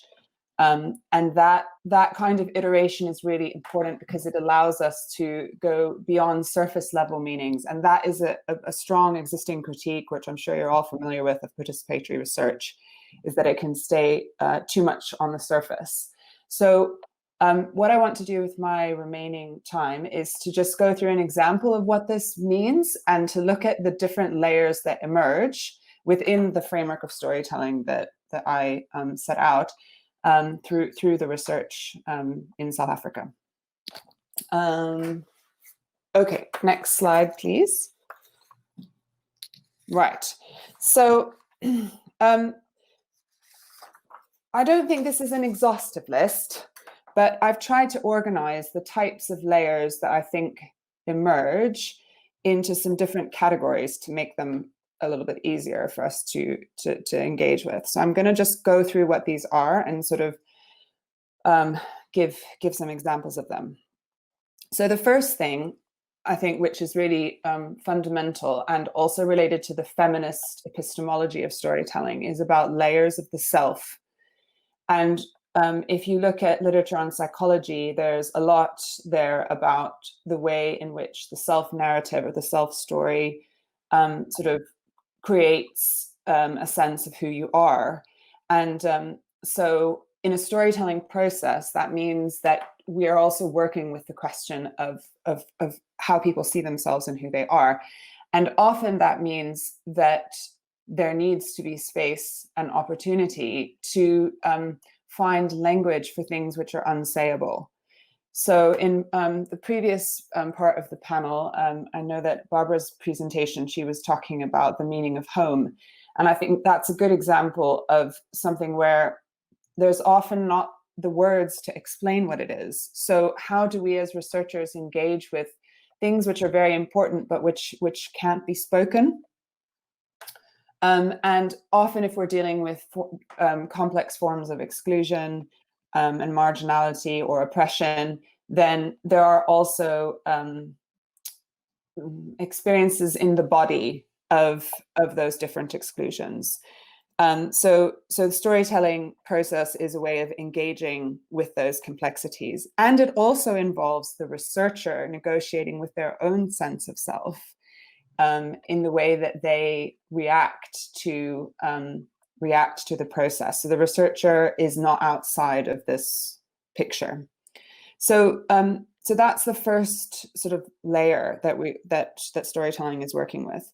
And that is quite it's quite a lot to sort of take in. And I think that it has it has ethical implications, among others, for how we go about doing research, which really need to be thought through. So, for example, in the work that Thea and I were doing, it was with organizations that have existing counseling and other psychosocial support processes for all participants in their programs, and this is building on that work. And there was also additional referrals possible for people if they needed it. So I think it's not, I'm not trying to suggest that you could just sort of, anyone should go do this research anywhere. I think there's a lot of things that have to be thought through. But the second aspect of the layering has to do with, so each one sort of builds on the one before. So the second aspect is about layers of creativity. And in working with these layers of the self and understanding, in people making sense of their own experiences, one of the things that helps to do this is creativity. And that's why we're making the link between creativity and decolonizing knowledge. Because the creativity is what helps stories to emerge and allows people to assign meaning to those experiences as they emerge, as they become sayable. Without that, so if you were just doing an interview, for example, it can be very difficult for that to happen. And so therefore there is the risk of sort of the process of knowledge production in research deepening or continuing silences rather than challenging them. So what's important about this, about the different layers of creativity, is the way that those have to be specific to the context and the group. There's not sort of, I don't think that there's like one way that happens or has to be done. So in the research, and all of the images that are in this presentation have come from different storytelling processes and have been made through a whole series of different techniques. So that could be theater, it could be collaging, it could be painting, iconography, sculpting, and so on. And each of those iterations is adding a different layer of creativity and a different layer of meaning. Okay, the next slide, please. Okay, so there's more layers. The next layer is about layers of analysis and knowledge. So this comes back to the point I made at the beginning about the subjective in between and the multiple problematic interests at play. So in this approach to storytelling, we are suggesting that there has to be movement between the personal and the structural, and that there's a very strong critique of storytelling by Sujata Fernandez, which in her book about curated stories, which looks at how storytelling processes can reinforce neoliberal hegemonic understandings of the world or agendas. And I think that is a big risk. And so that means that one of the ways that you need to mitigate against that in research terms is to think about how the making and unmaking of meaning relates to the structural aspects. So I guess if to say that simply, it would be the why questions. If the first part of the storytelling process is what you have experienced and how it's made you feel, then the second part is why have those things happened? And that is, it's very, it can be very sensitive to sort of think about how to work with that in the research process, but it's also really essential. And that layer is in turn enabled by layers of relationships. So within this kind of research process, there's a constant negotiation around the ethics and principles involved, around the positionalities of the researchers and the participants, and indeed around even what that distinction means in practice, and between and within the group that's involved. And that can be quite a fraught, you know, there can be a lot of pressure and tension on those relationships. I think it's very important to visibilize that and acknowledge that, and think about the implications of that for how we do research. And then the final layer, which I think needs to be thought about, is about the layers of power. And I guess that is something that sort of, you know, appears in all of the other layers as well. And that sometimes what happens with the storytelling process is an ability to translate between deeply held experiences of oppression and marginality into other kinds of spaces where decisions, for example, about policies and other sorts of things that affect people's lives are being made.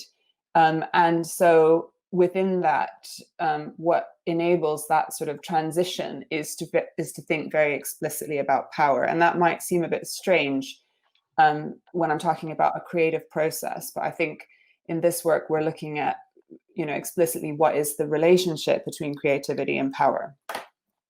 So those are the layers. And my last slide, because I think I'm also out of time. Am I out of time? You have 5 more minutes. Oh, I have 5 more minutes. Oh, okay. Well then. I won't even take up 5 minutes. I just wanted to sort of now link that back to thinking about decolonizing knowledge and what that means, what we can take from storytelling for the questions of how we decolonize knowledge. So I guess one way that you could describe this process, this kind of approach, is that it is cycles of relational learning, exploring linked social issues. So the storytelling groups, which I described at the beginning, go on a journey where you don't necessarily know what path things are going to take, because that is very much being informed by their experiences and how they choose to express those and what they then think should happen with those stories.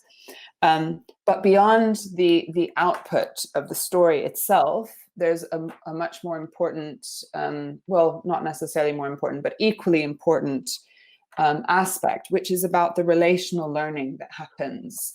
And so that subjective in between that Hannah Arendt is talking about is to do with the way that within this process we can each come to question our own assumptions and the things that we assume about others. And that, I think, is a very powerful process, and it's also one that is really essential to thinking about decolonizing knowledge. So can I just go to the last slide, please, Carl? Thanks. Okay, there it is. So what does decolonizing mean in the context of this research, where you have 2 differently positioned white women from British, Iranian, and American backgrounds working in South Africa? So there are lots of different aspects of this, and maybe we can pick it up in the questions to think more about it. But I should just say that I was living in South Africa for 6 years at the time that I was doing this research. And so the issues around decolonizing and anti-colonialism and racism in South Africa are very much at the forefront of what's happening within society there. And I think that is important because it means that you can't avoid confronting those issues. You really need, as a researcher, any researcher, you really need to think about them. So in terms of what that has meant in these research processes that I'm describing, I think it's thinking about what agency and control mean in a research process at every stage, and how we can try to unsettle those patterns and relationships which we have been trained to work with, but which can be counterproductive to decolonizing research and knowledge production. And to do that means there has to be a different level of sensitivity to the aspirations and interests and of those who are involved in the research. And within storytelling, that means looking for the modes of self-expression that really that the participants involved find the most useful, and not having a preconceived idea about what those should be or what they should look like. And then also making sure that this is happening within a framing of an ethics of care, and recognizing the consequences of this kind of research for emotional security and what that entails as a researcher and also as a human. So I guess, yeah, Thea and I would say that this is underpinned by a relational understanding of well-being. And if you don't have that, I guess my experience would be that it will very quickly unravel. And then the last thing is to take as many opportunities as possible to be self-critical about our positionalities and what that means in the production of knowledge itself and how it shapes what emerges. So I will finish there. It's a very, very quick overview of lots of different ideas. Obviously, what would be great if we had had more time was for you all to look at some actual stories, not me describing the stories. And I'm happy to send links on to people and so on if anyone wants to see those. Thank you, Zainab and Gordon and Carl. Thank you very much for your presentation, Joanna. Very interesting and thought-provoking in terms of storytelling and knowledge production. I like how you outlined the methodological layering, the 5 layers that you presented, which is really interesting for me. I learned a lot from this. So I'll now open up the floor for questions.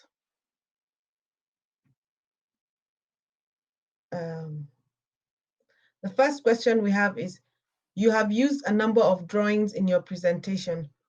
Were those drawn by the participants of your research? If not, is that not colonizing knowledge? Oh, it just disappeared, the question. Oh, there it is. Thank you, Russell.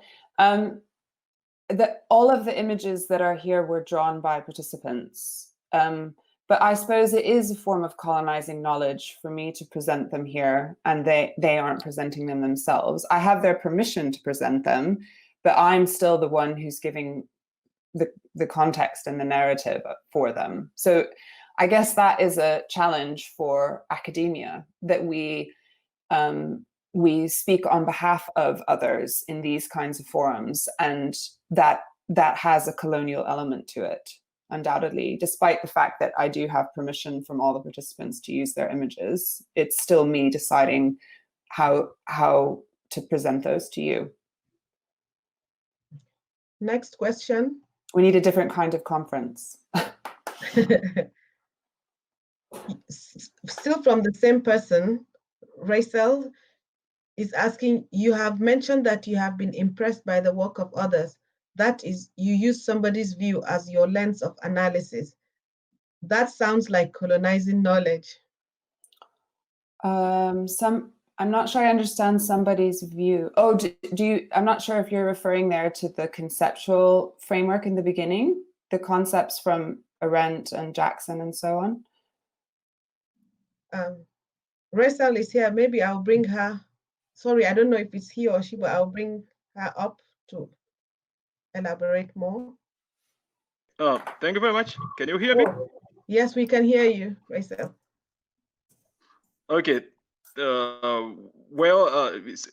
What I meant is you mentioned a couple of authors that kind of like impress your, theoretical framework, I guess. So I thought basing knowledge, using others people's view to do some analysis of your work is a bit colonizing. I thought decolonizing means trying to give the voices of the people themselves and not using the lenses of others to analyze their views. Mm-hmm. No, I think that's a good point. I don't really think, I think the idea of voice is quite problematic. I'm not sure what that really means in practice.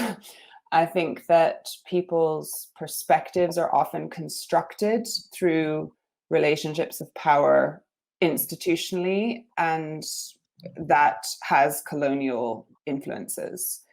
So I don't think that a participatory research project, for example, by giving people a voice would be decolonial, is what I'm trying to say. I guess in offering those concepts at the beginning, I didn't mean for those to be the analysis of the story. It was more to help think about what is meant by storytelling. And that for me has emerged from practice of doing storytelling, but I have found some scholars' work on storytelling to be useful. I guess, yeah, I don't know if that, to what extent that's colonizing or decolonial. I mean, that there's been lots of debates in South Africa, and I'm sure in Tanzania as well, about the curriculum in universities, the canon, the Western canon, to what extent scholars from different parts of the world are being given sufficient space. And so I think that that is a really important debate. But I guess I would say that for me, decolonizing doesn't mean to not engage with existing scholarship on storytelling. It means more that we might need to interrogate it or be critical of it, but not to sort of ignore it. But I'm open to discussing that because I know that there are other views on that point. Next question. We're running out of time, but next question. There are different cultural contexts. Did you use oral storytelling? Yes, I would say that there are definitely lots of different contexts. So I didn't sort of say very much about myself in the beginning, but I've been working with storytelling for the past 15 or so years, and I've done storytelling processes in, I think I counted like over 20 countries. In different languages as well. So I think that there is a lot that has to be thought about the specific context that you're working in. And if you mean by oral storytelling, spoken versions of stories, then yes, that's definitely part of the process. Oftentimes, groups that I've worked with might not have formal literacy, so it would be all either spoken or acted or danced or sung rather than written. But that again depends very much on the particular group and the people involved in it. Next question. I think after this question we have to stop, and then we can pass if you could type all the other questions, because I still see two raised hands. If you could type the questions, we could forward them to Joanna and she could respond to you later. Okay, so I saw the question from Romain. Do you want me to answer that one? Yes, please. Quickly. Okay. Yes. Yes, I think that we're all complicit. And where we draw the line of reflexivity, I think, is wherever, however much courage you have, is where you draw the line. So that depends on each person. I think the two raised hands are Marwan and Romain. Okay, the last question we have is, what are the changes in the participants after participating in this project in terms of empowerment, self-confidence? Thank you, Belaine. That's a good question.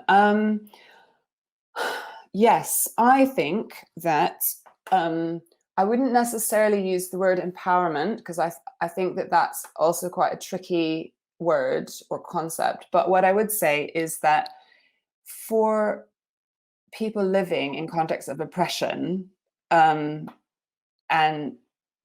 the part of what characterizes that is not being able to have the space for self-expression and not being able to articulate the significance of events that happen in their lives. So storytelling is a way to counterbalance that. And so I think all of us have when we have the potential to have more control over our own story, it has important consequences. in terms of how you feel about yourself. And there's some really interesting examples of that within Thea's research. But in the work that I was doing, it was more explicitly focused on influencing policy debates, and in particular, in trying to cross deep social divides within society. And my research was supposed to be in the UK and South Africa, but unfortunately the UK portion has been cancelled because of COVID.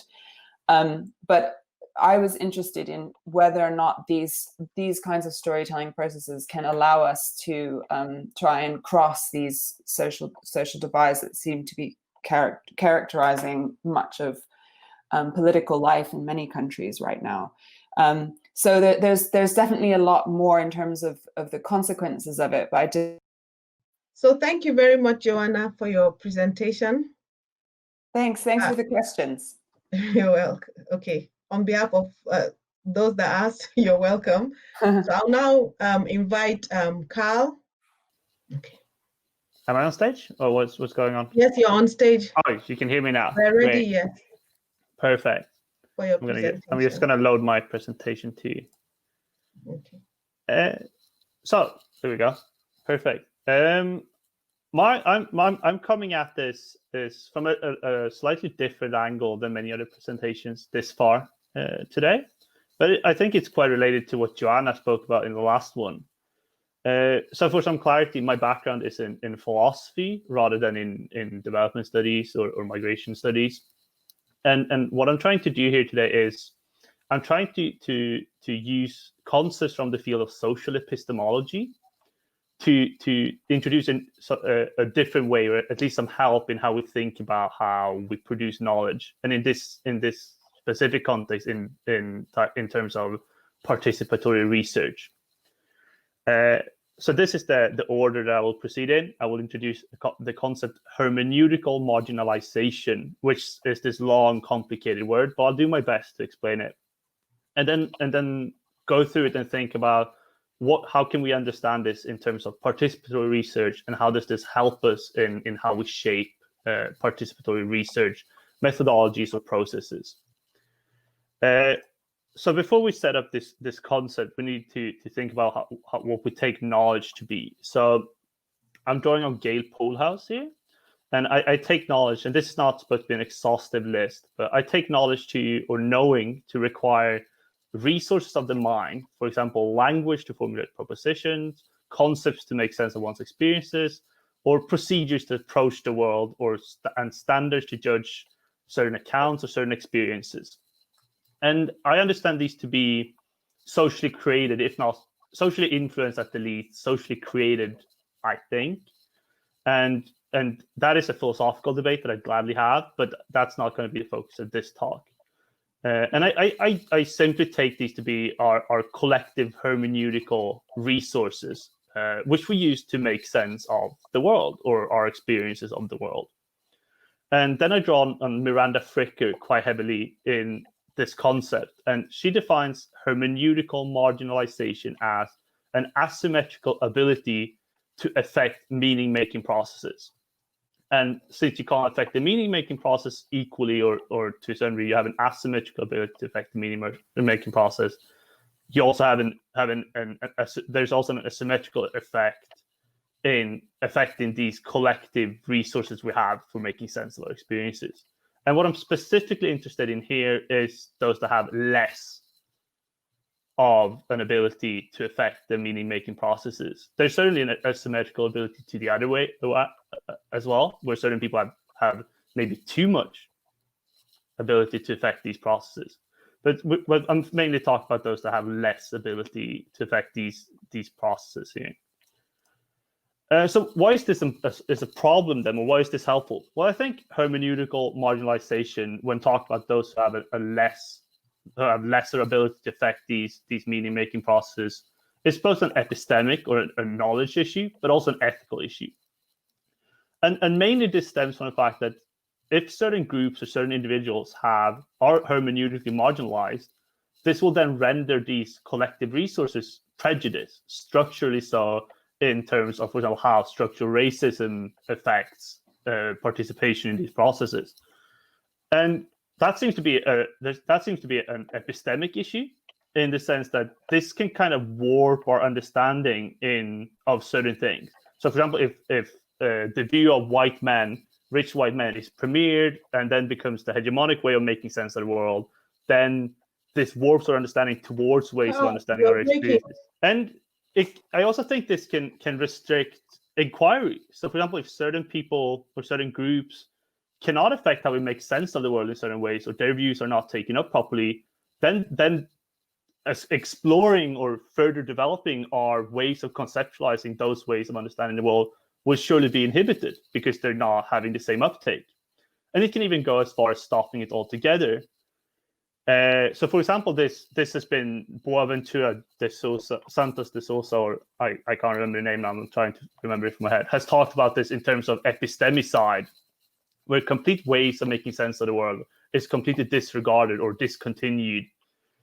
And therefore, this kind of has been identified in social epistemology literature as being at the heart, or lying at the heart of many forms of epistemic injustice. And therefore, it seems like this is something that we need to consider when we consider knowledge, because we want our knowledge to at least counteract, but if not, at least be in some ways epistemically just. And so this problem is nothing new. This way of conceptualizing it is from 2007 and on, but describing these issues has been done in different critical fields for a long time. So Patricia Hill Collins does it from the perspective of Black feminism. Spivak touches on it, Linda Tuhiwai Smith, Walter Mignoli, and many others describe these issues of certain groups or certain individuals being marginalized from the process of knowledge production or of meaning making, etc. So this is not new. This is just a concept for helping us understand this process. And so how does this tie into participatory research? So first, I take participatory research to be just generally to be compromising of a range of methodological approaches and techniques, all with the objective of handing power from the researcher to the participant. And these are often then community members or community-based organizations. And the idea is that in participatory research, participants are supposed to have control of the research agenda, the process, and actions. And most importantly, the participants are also supposed to be the ones who analyze and reflect on the information gathered in order to find the conclusions of the research process. And the methods as displayed throughout this panel has been, there's participatory action research, there's participatory videos, storytelling, theater, photo voice. So there's a great range of different methodologies for doing this. But I'm talking about it more generally here in this presentation.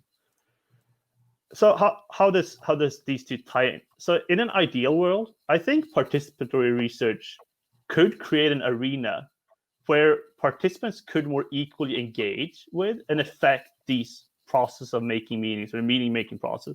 And this then would be a way for us to prevent hermeneutical marginalization, and in a sense, to promote a more ethical or epistemically just way of producing knowledge.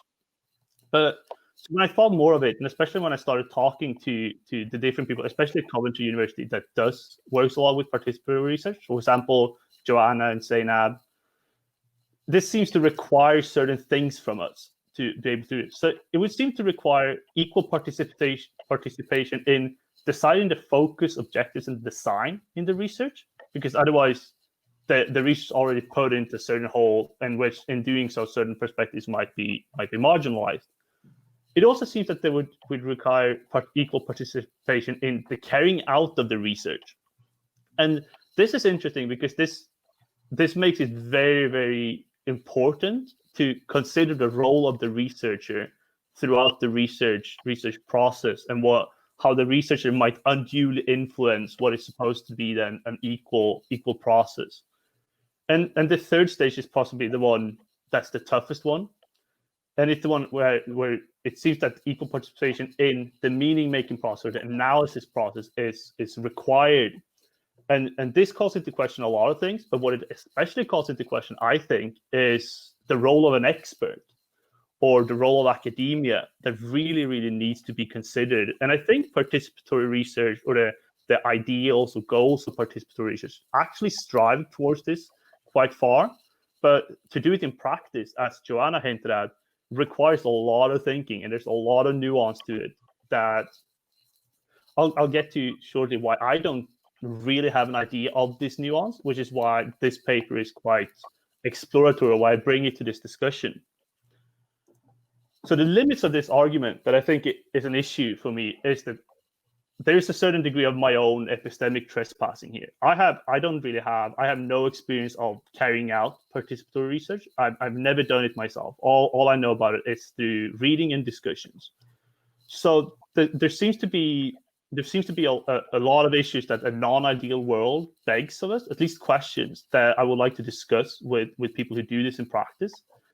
And the first one is if equal participation is possible at all in the non-ideal. It seems to be very hard to consider the research process as like this bubble where outside influence cannot affect. I think that might be impossible. But I would like to hear your thoughts on this. So this then becomes a question of the non-ideal. Is then some participation better than no or flawed participation in one way? And I would say yes, but with the caveat that if the participation, or if we can't guarantee equal participation, then we need to really think about the claims that is being made when the research comes out. For example, can we make claims of having a truly participatory research process, or a truly epistemically just or decolonial research process in the non-ideal? And I think from reading some literature without saying any names or ideas, I think there is a tendency in the literature of making very, very strong claims without considering the non-ideal conditions that might arise. And that is an issue because we don't want these terms such as decolonization or social justice to become buzzwords. There's a need for them to be productive, actually change-making radical concepts in that sense. And a recent study by Boni and Velasco also asked the question. They used this apparatus to evaluate their own research. So they drew on social epistemology concepts to evaluate their own research. And what they came to the conclusion was that, well, yeah, within our process, we seem to have done quite a good job of like at least minimizing the effects of hermeneutical marginalization within these processes. But it also seems that it's just a drop in an ocean of epistemic injustices, that we can only change so much through one research process, one project or in a specific context. So this also calls into question the claims we make, like how far can we expect a specific research methodology carry us? And then going on to the stuff that I've been engaged with mostly to this far is the philosophical problems that's inherent here. So, for example, an assumption there is only one set of these resources seems to be quite flawed, and probably what happens in the non-ideal is that you have many sets of resources to make sense of the world, and that what happens in practice is that we might give unduly influence or unduly strength or unduly credibility to one of them, which then ties into the base of positionality, as Joanna hinted at.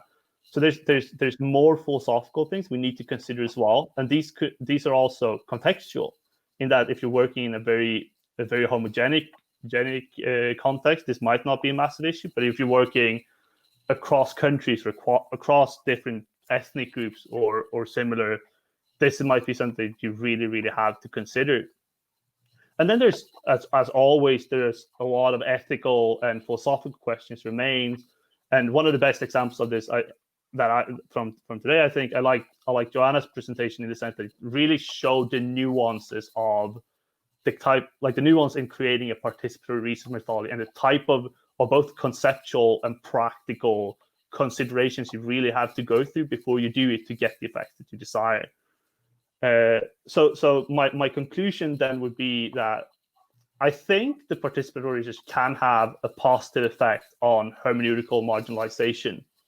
The question then becomes, in the non-ideal, how do we make sure that we can make this as much of a positive effect as possible while still not making stronger claims than we ought to do? Oh, thank you very much, Carl. You finished? I am finished. Yeah, in good time. Okay, so thank you very much for breaking down hermeneutical marginalization to us and also epistemic justice. Very interesting presentation. So I'm opening up the floor now for questions. And our first question is from Rachel. I think you need to further refine the meaning of terms such as hermeneutic resources and epistemic justices. Yeah, and that I definitely should have probably spent more time on that and used my presentation better in that sense to ground conceptual framework a little bit better. But I'll surely go through what I mean. So with the hermeneutic resources, I mean our cognitive, I don't like the word cognitive, but like the resources of mind that we use to make sense of the world and our experiences. And this requires, as I said previously, like certain things such as language, concepts, standards for evaluate certain experience, etc. And that list is not exhaustive, but in short, it can be taken as the resources we may use to make sense of the world and how we experience the world. And an epistemic injustice or an epistemic justice for me is I would like to start on the negative side. So an epistemic injustice is where someone gets mistreated in their status or their capacity as a knower. And then epistemic justice, on the other hand, would be when someone is treated in the way they ought to be in their status as a knower. So for example, if we draw on feminist literature in many ways, where women's testimony, for example, has been considered less credible because women are seen as emotional traditionally, that is a type of epistemic injustice, because a woman then is considered less credible as a knower because they are seen as emotional rather than rational. And that is just one example. There's many different ones of these. And the core gist is that an epistemic injustice is when someone is mistreated in how they're treated as a knower. Thank you. The next question is, I am still not clear on how participatory action research, am I right? Yeah. Can prevent hermeneutical marginalization. It's still from Rachel. I think this is where I really should talk to practitioners, and I think the way it can do so is so that it possibly can create arenas where non-experts or non-academic experts or whatever can participate on more equal grounds in the production of knowledge, where the non-expert isn't excluded or you're seen as a source, as like a fountain of knowledge where we can go get it, take it from them, but rather seen as someone who we create knowledge with. So I think that's one way where participatory research can make a difference. And also I think with the explicit goals of participatory action research to actually make change towards social justice or whatever ideal one prefers, changing the way knowledge is produced, I think ought to be a goal of that process.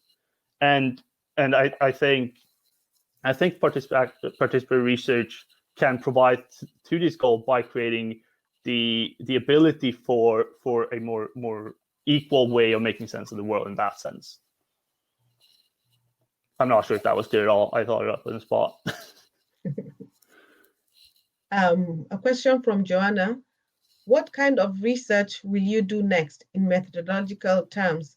And how will you bring the questions you raised at the end of your presentation into this? Thank you. That's also a very, very good question.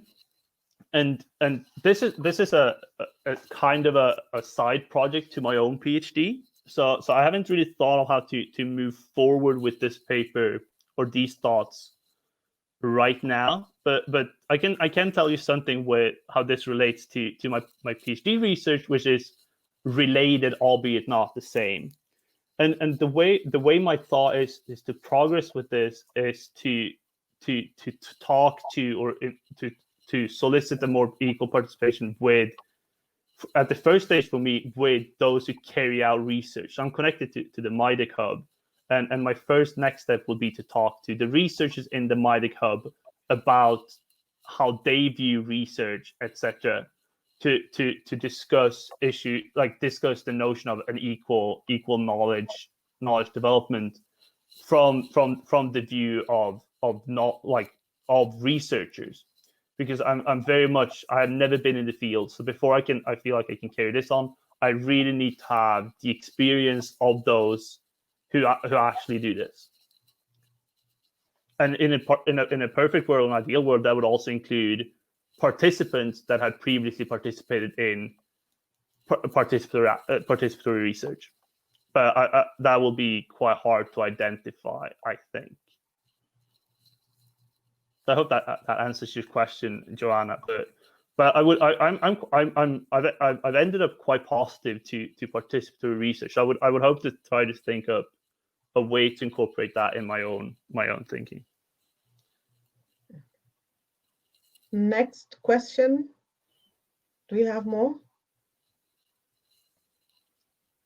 Okay, so another one from Rachel.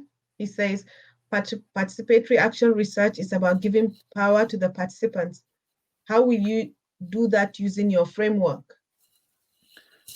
Well, so I don't think this framework, in the way I presented here, is supposed to be practically applicable as it stands, but rather it's a way for us to consider, or for a way for people who work with participatory research to consider their own research practice first and foremost.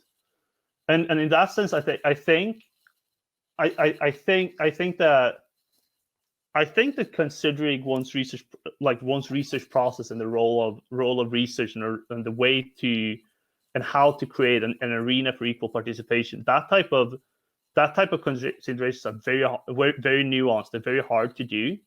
And if we can add concepts to those considerations, or draw on concepts from different fields that will help us to come up with better methods and better structures for how we conduct research, that would be a good thing. And I think a concept such as hermeneutical marginalization probably can help us in framing our thinking about how we ought to structure participatory research.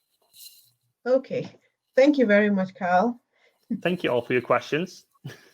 The question is, questions from Sandra. What about ethical considerations in conducting participatory research with most vulnerable social groups, for example, with survivors of trafficking? Any points, suggestions worth considering?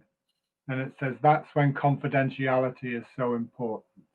Yes, I agree. And I also think not only confidentiality, but I think there's a lot of other ethical considerations that one ought to take into consideration before doing research with any vulnerable group. Like I think considerations such as the well-being of the group, well-being of the participants, like temporal considerations, what will happen with specific individuals, what will happen with specific groups, etc., over a long period of time, ought to be considered. And I think ethical principles are very hard and they're very contextual.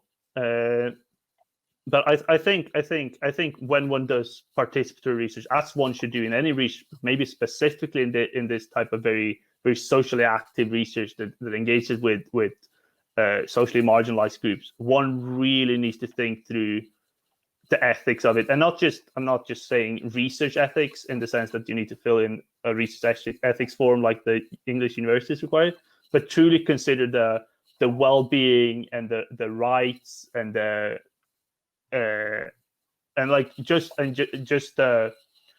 considering the harm that might befall participants or anyone that is around the project, because ultimately no one wants the research project to harm anyone who participates.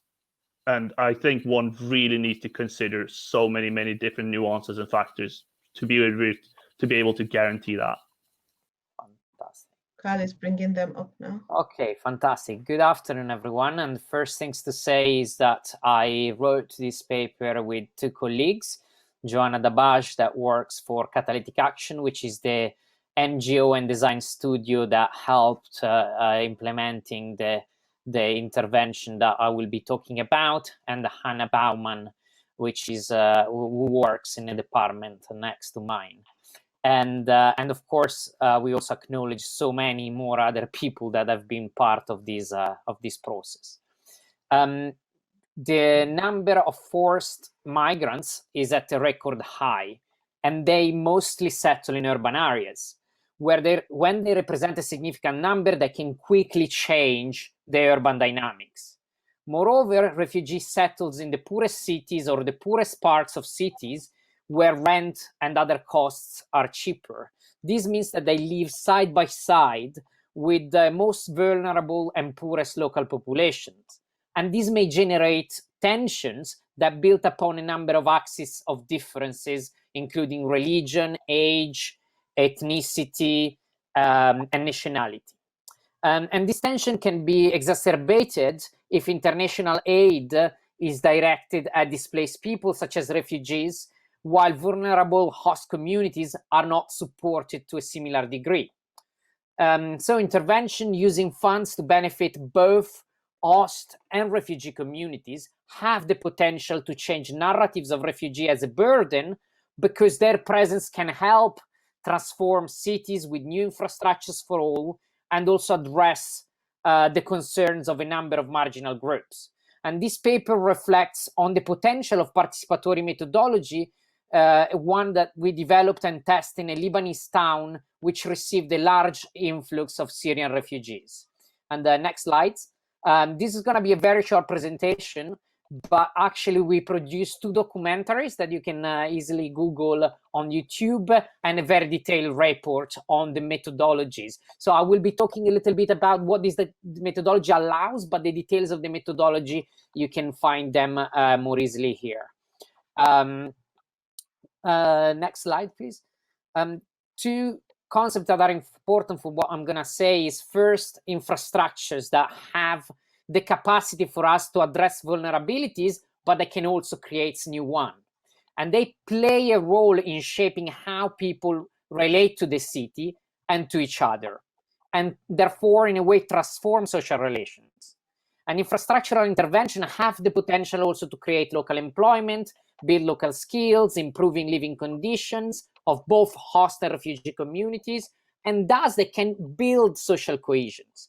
And residents are also a vital part of dynamic and functioning urban infrastructure systems.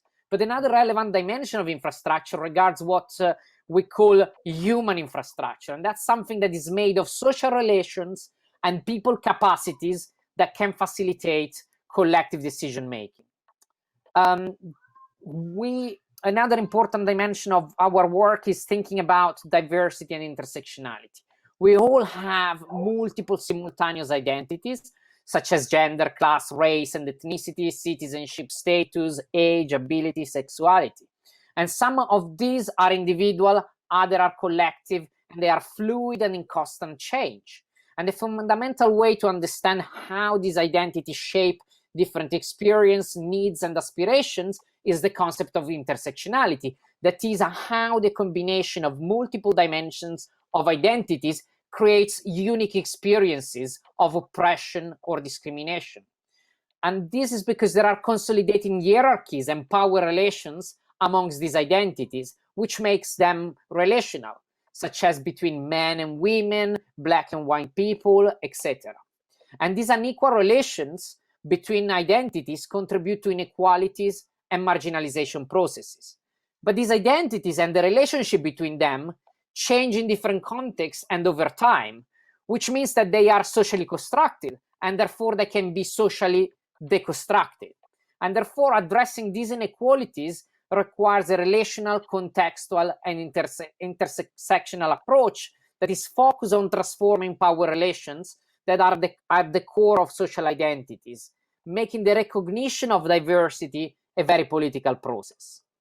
And to do this, I'm drawing upon, and I'm not going too much into the detail of this, but on critiques of community participation in humanitarian development work, participatory action research, which is at the core of what we do, participatory design and power relations, and citizen science. And the process I'm going to talk about, we started in July 2018, and we finished the process in August last year, but is part of a much longer term engagement of our partner organization and also of other my colleagues who work at UCL and other partner university in the same city. And this was funded by the Grand Challenge Research Fund. Just moving to the next slides. So this is just the pictures of the city that I'm talking about and part of the camp there, and perhaps next slides. And so Lebanon is the country hosting the highest number of refugees per capita worldwide, and Bar Elias is a town that you can see there that is exactly in the middle between Beirut and Damascus, which are the capitals of Lebanon and Syria. And it's located in the Bekaa Valley, where most of the 1.5 million Syrian refugees are settled.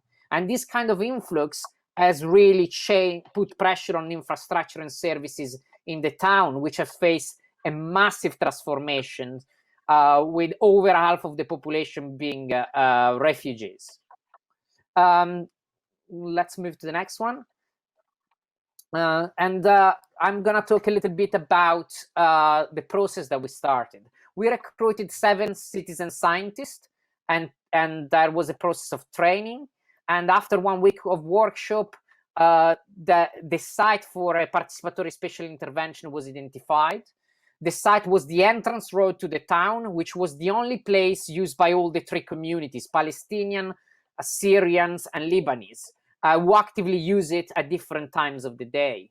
And the key activities to shape the intervention was a participatory design workshop that was delivered as an intensive 6-day process with the participation of the 7 citizen scientists and 12 other participants. They were divided in groups. Each group was assigned different research methodology to initiate the study of the site, but also studying residents' vulnerabilities at various scales. And through a joint analysis, the vulnerabilities were aggregated and organized around 3 core areas: socioeconomic vulnerabilities, lack of safe and public spaces for all, and pollution and health vulnerabilities.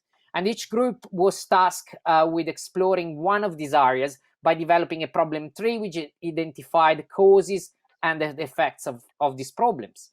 And participants were then asked to build a vision of the town through the use of different formats, including poetry and drawing. And from this individual vision, each group developed a shared vision, careful to respect individual preferences. And then the next steps was identifying solution for each of the causes of the problems that were previously identified.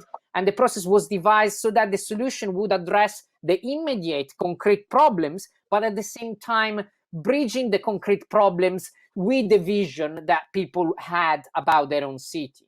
So trying to go beyond the everyday needs into this sort of imagination space. And each participant was given then a satellite map and pictures of all the sections of the site to draw their proposed intervention individually and then in groups. And following a discussion, they presented a design brief that was presented to the entire public of the city. And this was the basis then for designing the intervention. And perhaps here we can move to the next slides.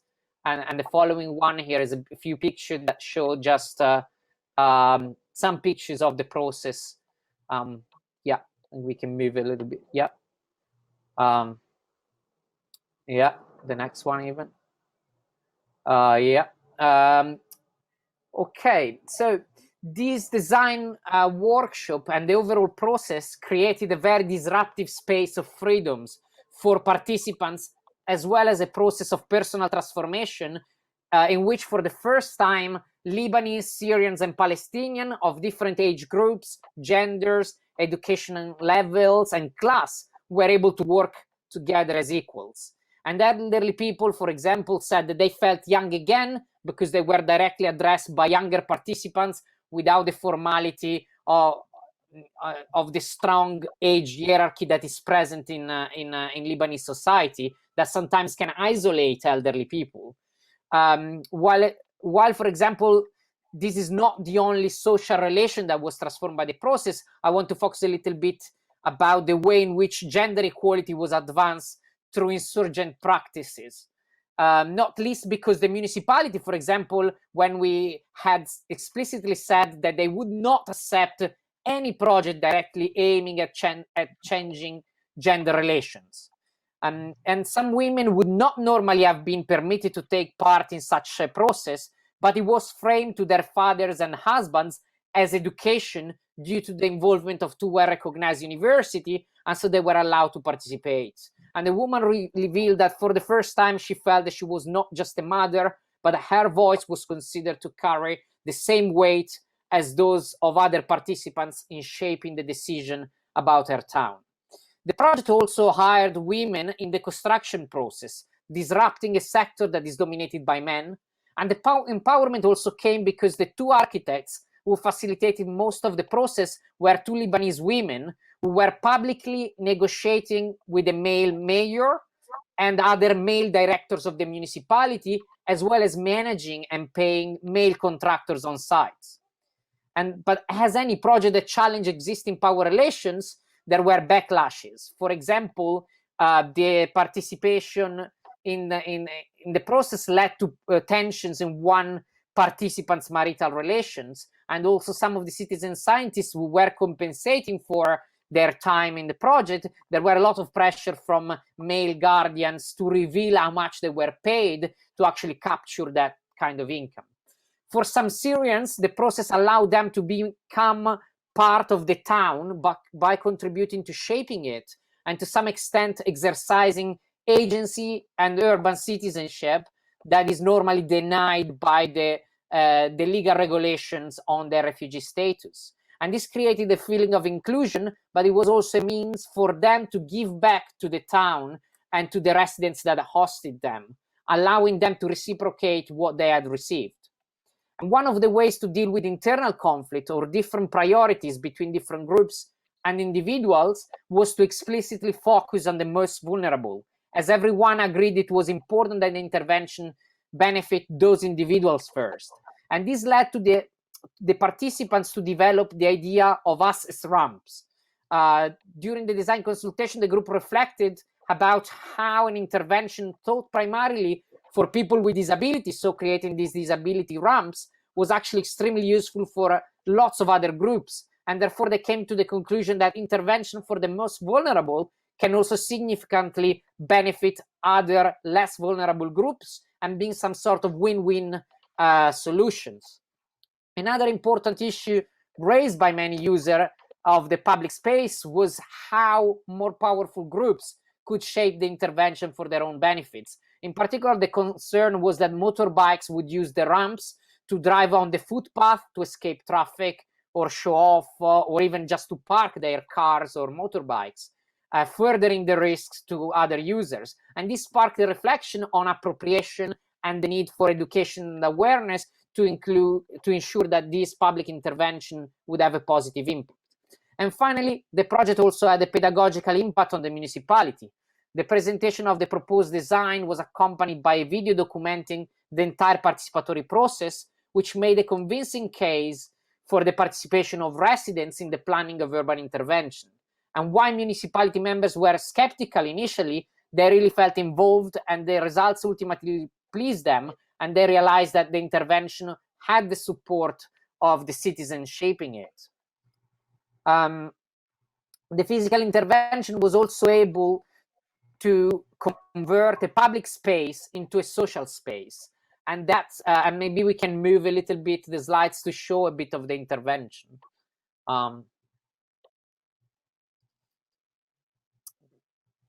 Yeah, it should, yeah. So these are some of the ramps, these are some of the murales, a park that was constructed, that the previous one, sorry. Let's stop on, this one was outside, this was used to be a parking space, and people had to wait standing under the sun for medical attention in a medical place. So this is what was done this was something that was done, and I'm gonna explain a bit more now. The physical intervention was able to convert a public space into a social space. And as this road was the only public space used by all people from all the nationalities in a town without a strong spatial segregation. And the intervention attempted to expand the use of this space and the length of time that people utilize this space. And the play elements were introduced to incentivize parents to stay longer and to entertain children while parents are shopping. Moreover, this kind of social interaction between children from different nationality would encourage parents to talk to each other, building new relationships. And this intervention contributed to change the narrative from refugees constituting burdens to refugees as residents who are helping transform Barelias from a small town into a city. Local residents expressed their hope that the intervention would give Barelias an entrance to be proud of.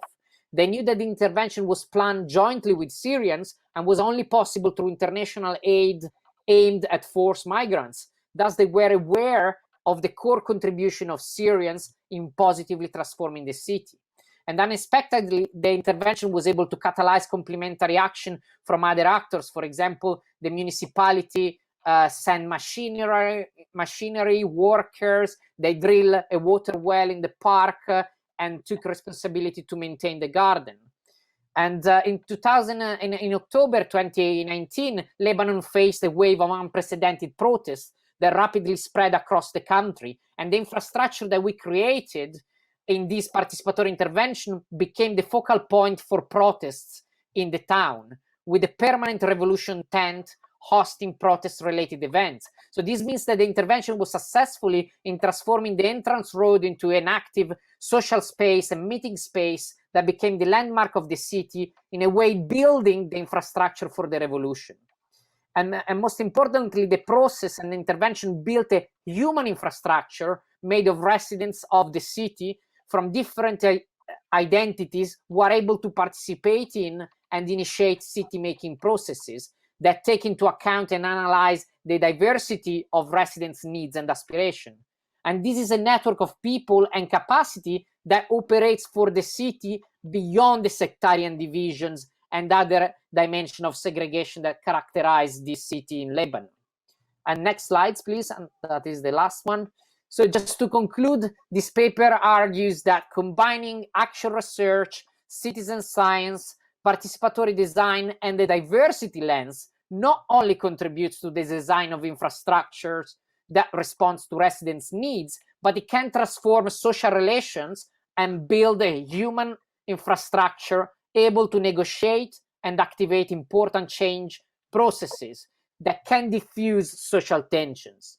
Such an approach is particularly important in unequal and conflictual settings where a relational, contextual, and intersectional approach can reveal the complexities of power relations and inequality. And it can create an urban citizenship, a participatory citizenship, born out of the community building element of participatory design. And such citizenship is able to reduce social tensions and build new solidarities between different groups while constructively engaging with authorities. Excuse me.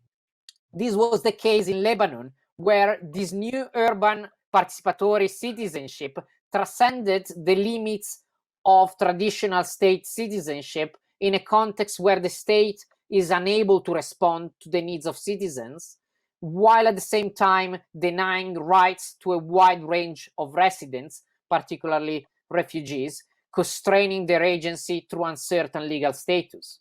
So this exercise of this urban participatory citizenship enhances the agency of all residents by breaking invisible social and spatial boundaries that segregate society across a number of social identities.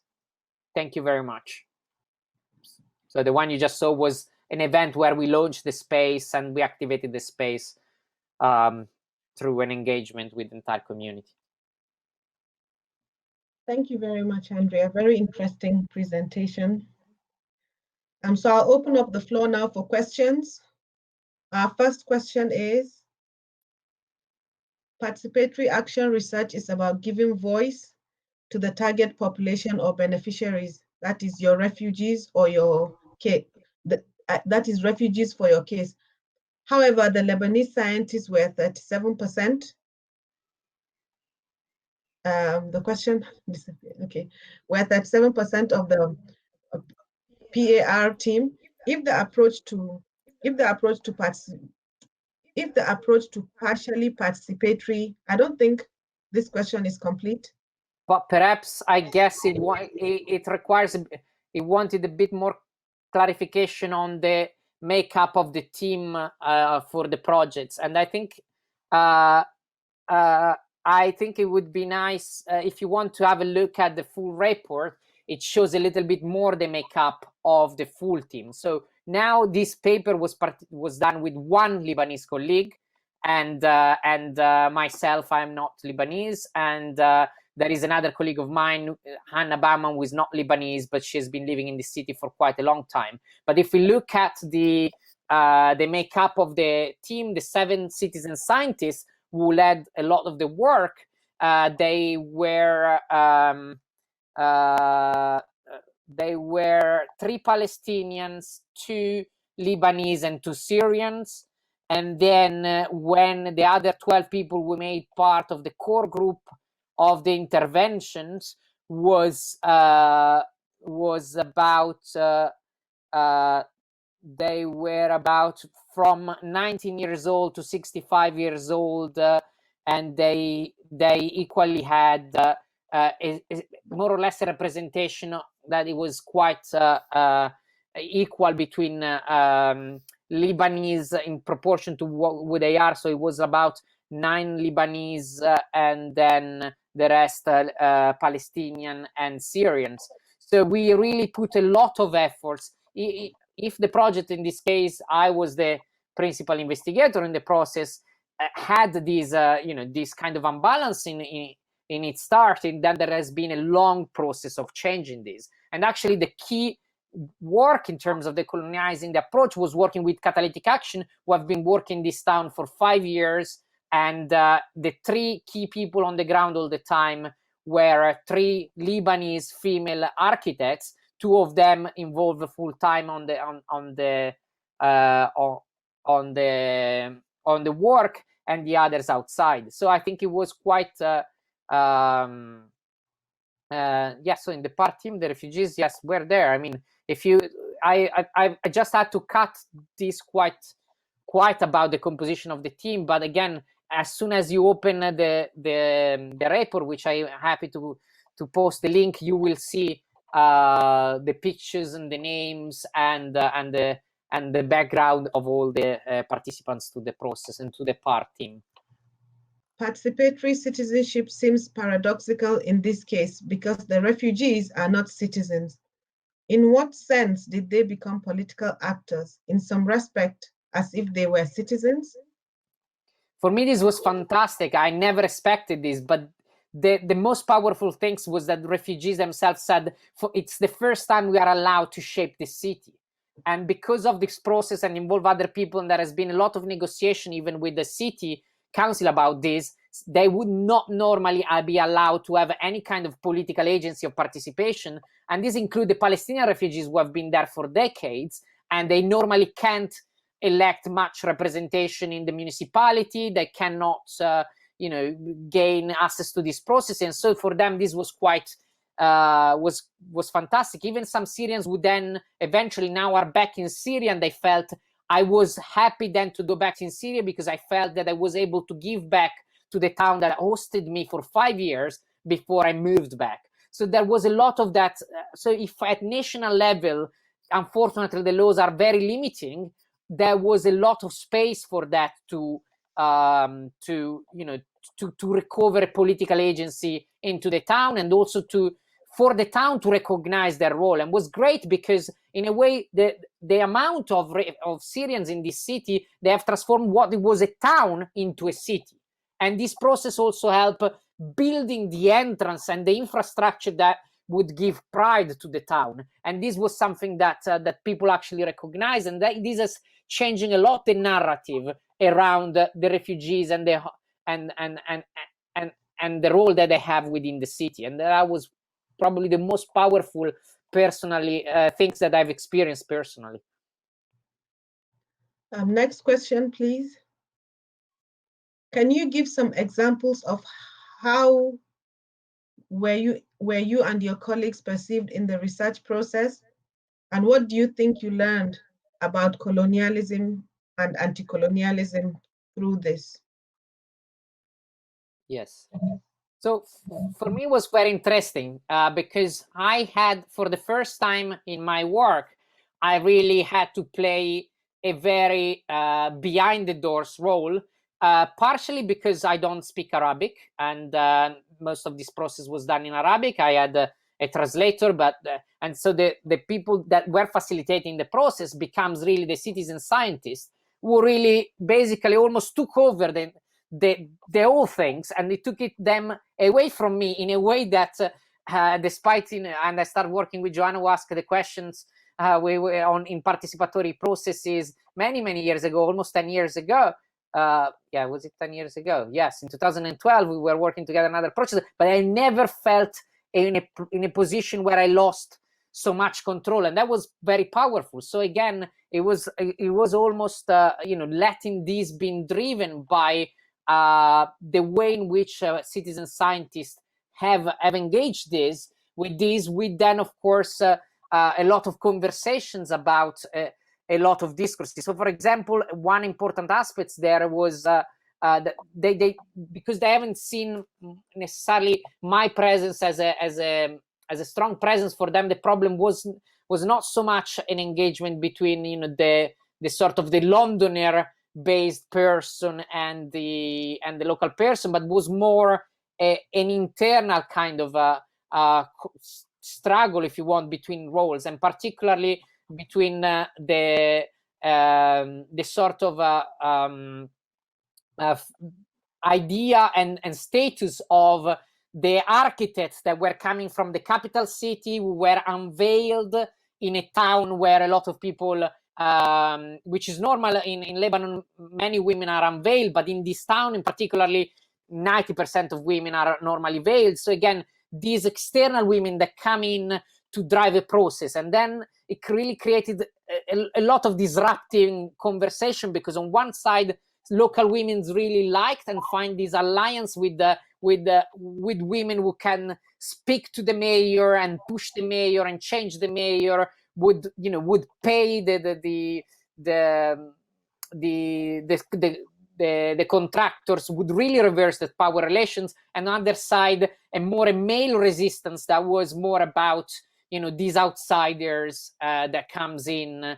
And there have been some kind of ways of trying to reestablishing that power relations and denying them to some extent. But yeah, and some of the examples are in the report, but I could speak so much more about that. Thank you. Next question. You used problem tree analysis to identify underlying problems.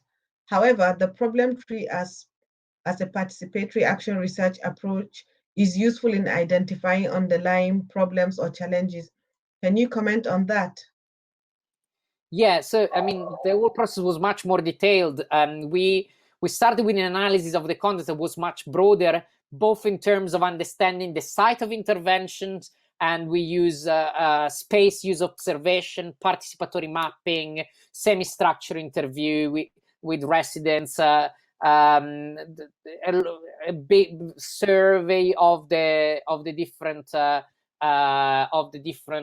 shops and users of the road, and these were done by the citizen scientists and the other 12 workshop participants. So a lot of my role was the one of suggesting a number of tools that then people could choose and select and think about what they were most relevant. And for me, it was mostly about telling them, in this other context, these tools have been used in this way. How do you think they will be useful for you? And they work, and so they work to collect this data. And so the problem tree was more of a way of creating a collective analysis and the synthesis of all these data collected, and in a way to make sense collectively about and establishing dialogues around the problem. So again, it was more as a tool of synthesis, and I found it very useful because I dislike it for many different reasons. I dislike it because of it's sort of a embedded understanding that you move from a cause to to another cause and to a problem and to an effect, and that there is almost a linearity and the logic between the problems, and I don't see things like that. I like to see things as more complex systems, but in a way of creating that synthesis among people was incredibly effective. From Rachel, how are the refugee participants being empowered to conduct a similar study? Well, I can tell you two examples. One is that a lot of these methods, one Palestinian refugee who is attending the local university as a student and is a student leader, he decided to use a lot of these methods, and has contacted me after the project for a lot of advice with his own students. So he's basically starting his own almost participatory action research process on its own. And another group of Syrian refugees have decided to do a similar activity in an empty space next to their tented camp, again to improve that open space. So there have been a lot of these examples that we have heard, but for me the most powerful was really to listening to some of the women participants that said, it's the first time in my life that I'm feeling that I'm not just a mother, that I'm listened, that my voice counts, that my opinion is valuable. And now I've learned that this opinion is valuable. And for this woman was such a transformation that then actually this created clashes with her husband. And then, I mean, of course, as an external researcher, I'm not the person going into, but because of the relationships, the good relationship that were built with the two Lebanese architects who were part of this process, they got quite close into that story. So again, it's really a powerful process that has unexpected outcomes in the life of individual people. And in this case, there are, as I mentioned in the presentation, there can be backlashes. Sometimes are positive because it means about people are challenging established relationships, and therefore, you have someone fighting back in some ways. But yes, there is definitely that sort of empowering process that could be grasped. And if you want to look at the documentaries, you can see people speaking on their own rather than me doing this boring kind of presentation or account of other people experience of the process. Thank you, Andrea. Gordon has a question also. Yes, I don't have thank you, Andrea. I don't have the facility to write a question. I can only bring them up onto the screen by others. So let me ask mine verbally. You talk about researching power relations and challenging power relations. Can I ask you to say a bit more about how you did this, and in particular, how you identified hidden and invisible power relations? Absolutely. For the most important things as a researcher was that what I've learned mostly is that through the practice of participatory design, you get a very privileged point to study and observe power relations. And for me, for example, because as I mentioned, a lot of these identities on which power relations are built are socially constructed. If I go and ask question about, yes, are you dislike this group because they are Syrians, I help constructing this, or I go there with questions that assume the relevance of some of these power relations, like ethnicity or religions, and so for me that's very problematic. So what is important is to see how this power relation plays into the daily process, and then having a conversation collectively. So what we did was a lot of kind of processes of learning and thinking about this power relation and intersectionality. For example, we did a game in which people were given different characters, and we were leading some statements, and depending on your character, you would step forward or not. So if you are a businessman with money, and the sentence is, are you scared to walk at night? Then the answer is no, and so you step forward. If you are maybe an adolescent refugee girl, maybe you are scared of walking at night, and so you don't advance. So these to kind of understanding that process, and then when we saw it play out in the process, we reflected collectively. So one example was about the ramps. We thought, this is a process that everyone would support, but actually one family really wanted to exercise their power and show their power and say, we are not allowing you to build a ramp in the corner outside my house. And despite we had the permission from the municipality, and despite we, this was approved, and despite this was public space, actually that family was so powerful that when we went back to the municipality, they said, if that family doesn't allow you, you cannot do that. And this was quite interesting, because if in a ramp for disability, if you don't build one, you defeat the whole purpose of the entire infrastructure, because you block the accessibility. But that became an important learning experience, because everyone then started discussing about what are these hidden power relations that we think, that this prevents the public goods like this to be delivered because of the power of some families. And that really was a lot of conversation when we were talking about vulnerabilities and electricities and statuses. All these issues were emerging about who could work, who couldn't. And so for me, that was incredible, as a researcher, incredibly insightful to study this through a practice process. Thank you very much, Andrea. And thank you very much to everyone, to all our presenters, our supporting team, and to all our those attendees also. As we're running out of time, we have come to the end of our panel presentations, and we look forward to engaging more on the discussions regarding participatory methodologies and knowledge production. Do we have any final question before we end? And Gordon, do you have any other thing to say? Do you want to come back to the podium? I think we're done now. Everyone is tired. It's that time of the day. Just to say that those who are interested, I put some links in the chat about a video with the voices of the actual participants and a full report of this experience if you want to know more about the methodological details and what we have learned about power relations. Thank you so much. Yeah, thank you, Andrea. I, for one, am interested and will surely check out the links that you included. Thank you. Gordon? Yeah, just to say, I think we've had two very good panels. Thank you very much to all the presenters and all the participants.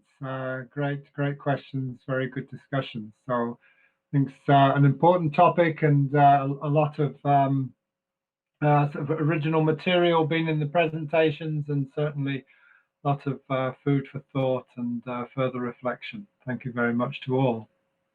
Okay, so I think we're done. If you just want to wrap up, Zainab. Yes, so thank you very much again, to echo what Gordon has said. And like I mentioned, we look forward to engaging more on the discussions regarding participatory methodologies and knowledge production. So I wish you the very best, as we're all based at home, so I wouldn't say safe journey. So enjoy working from home. Thank you very much.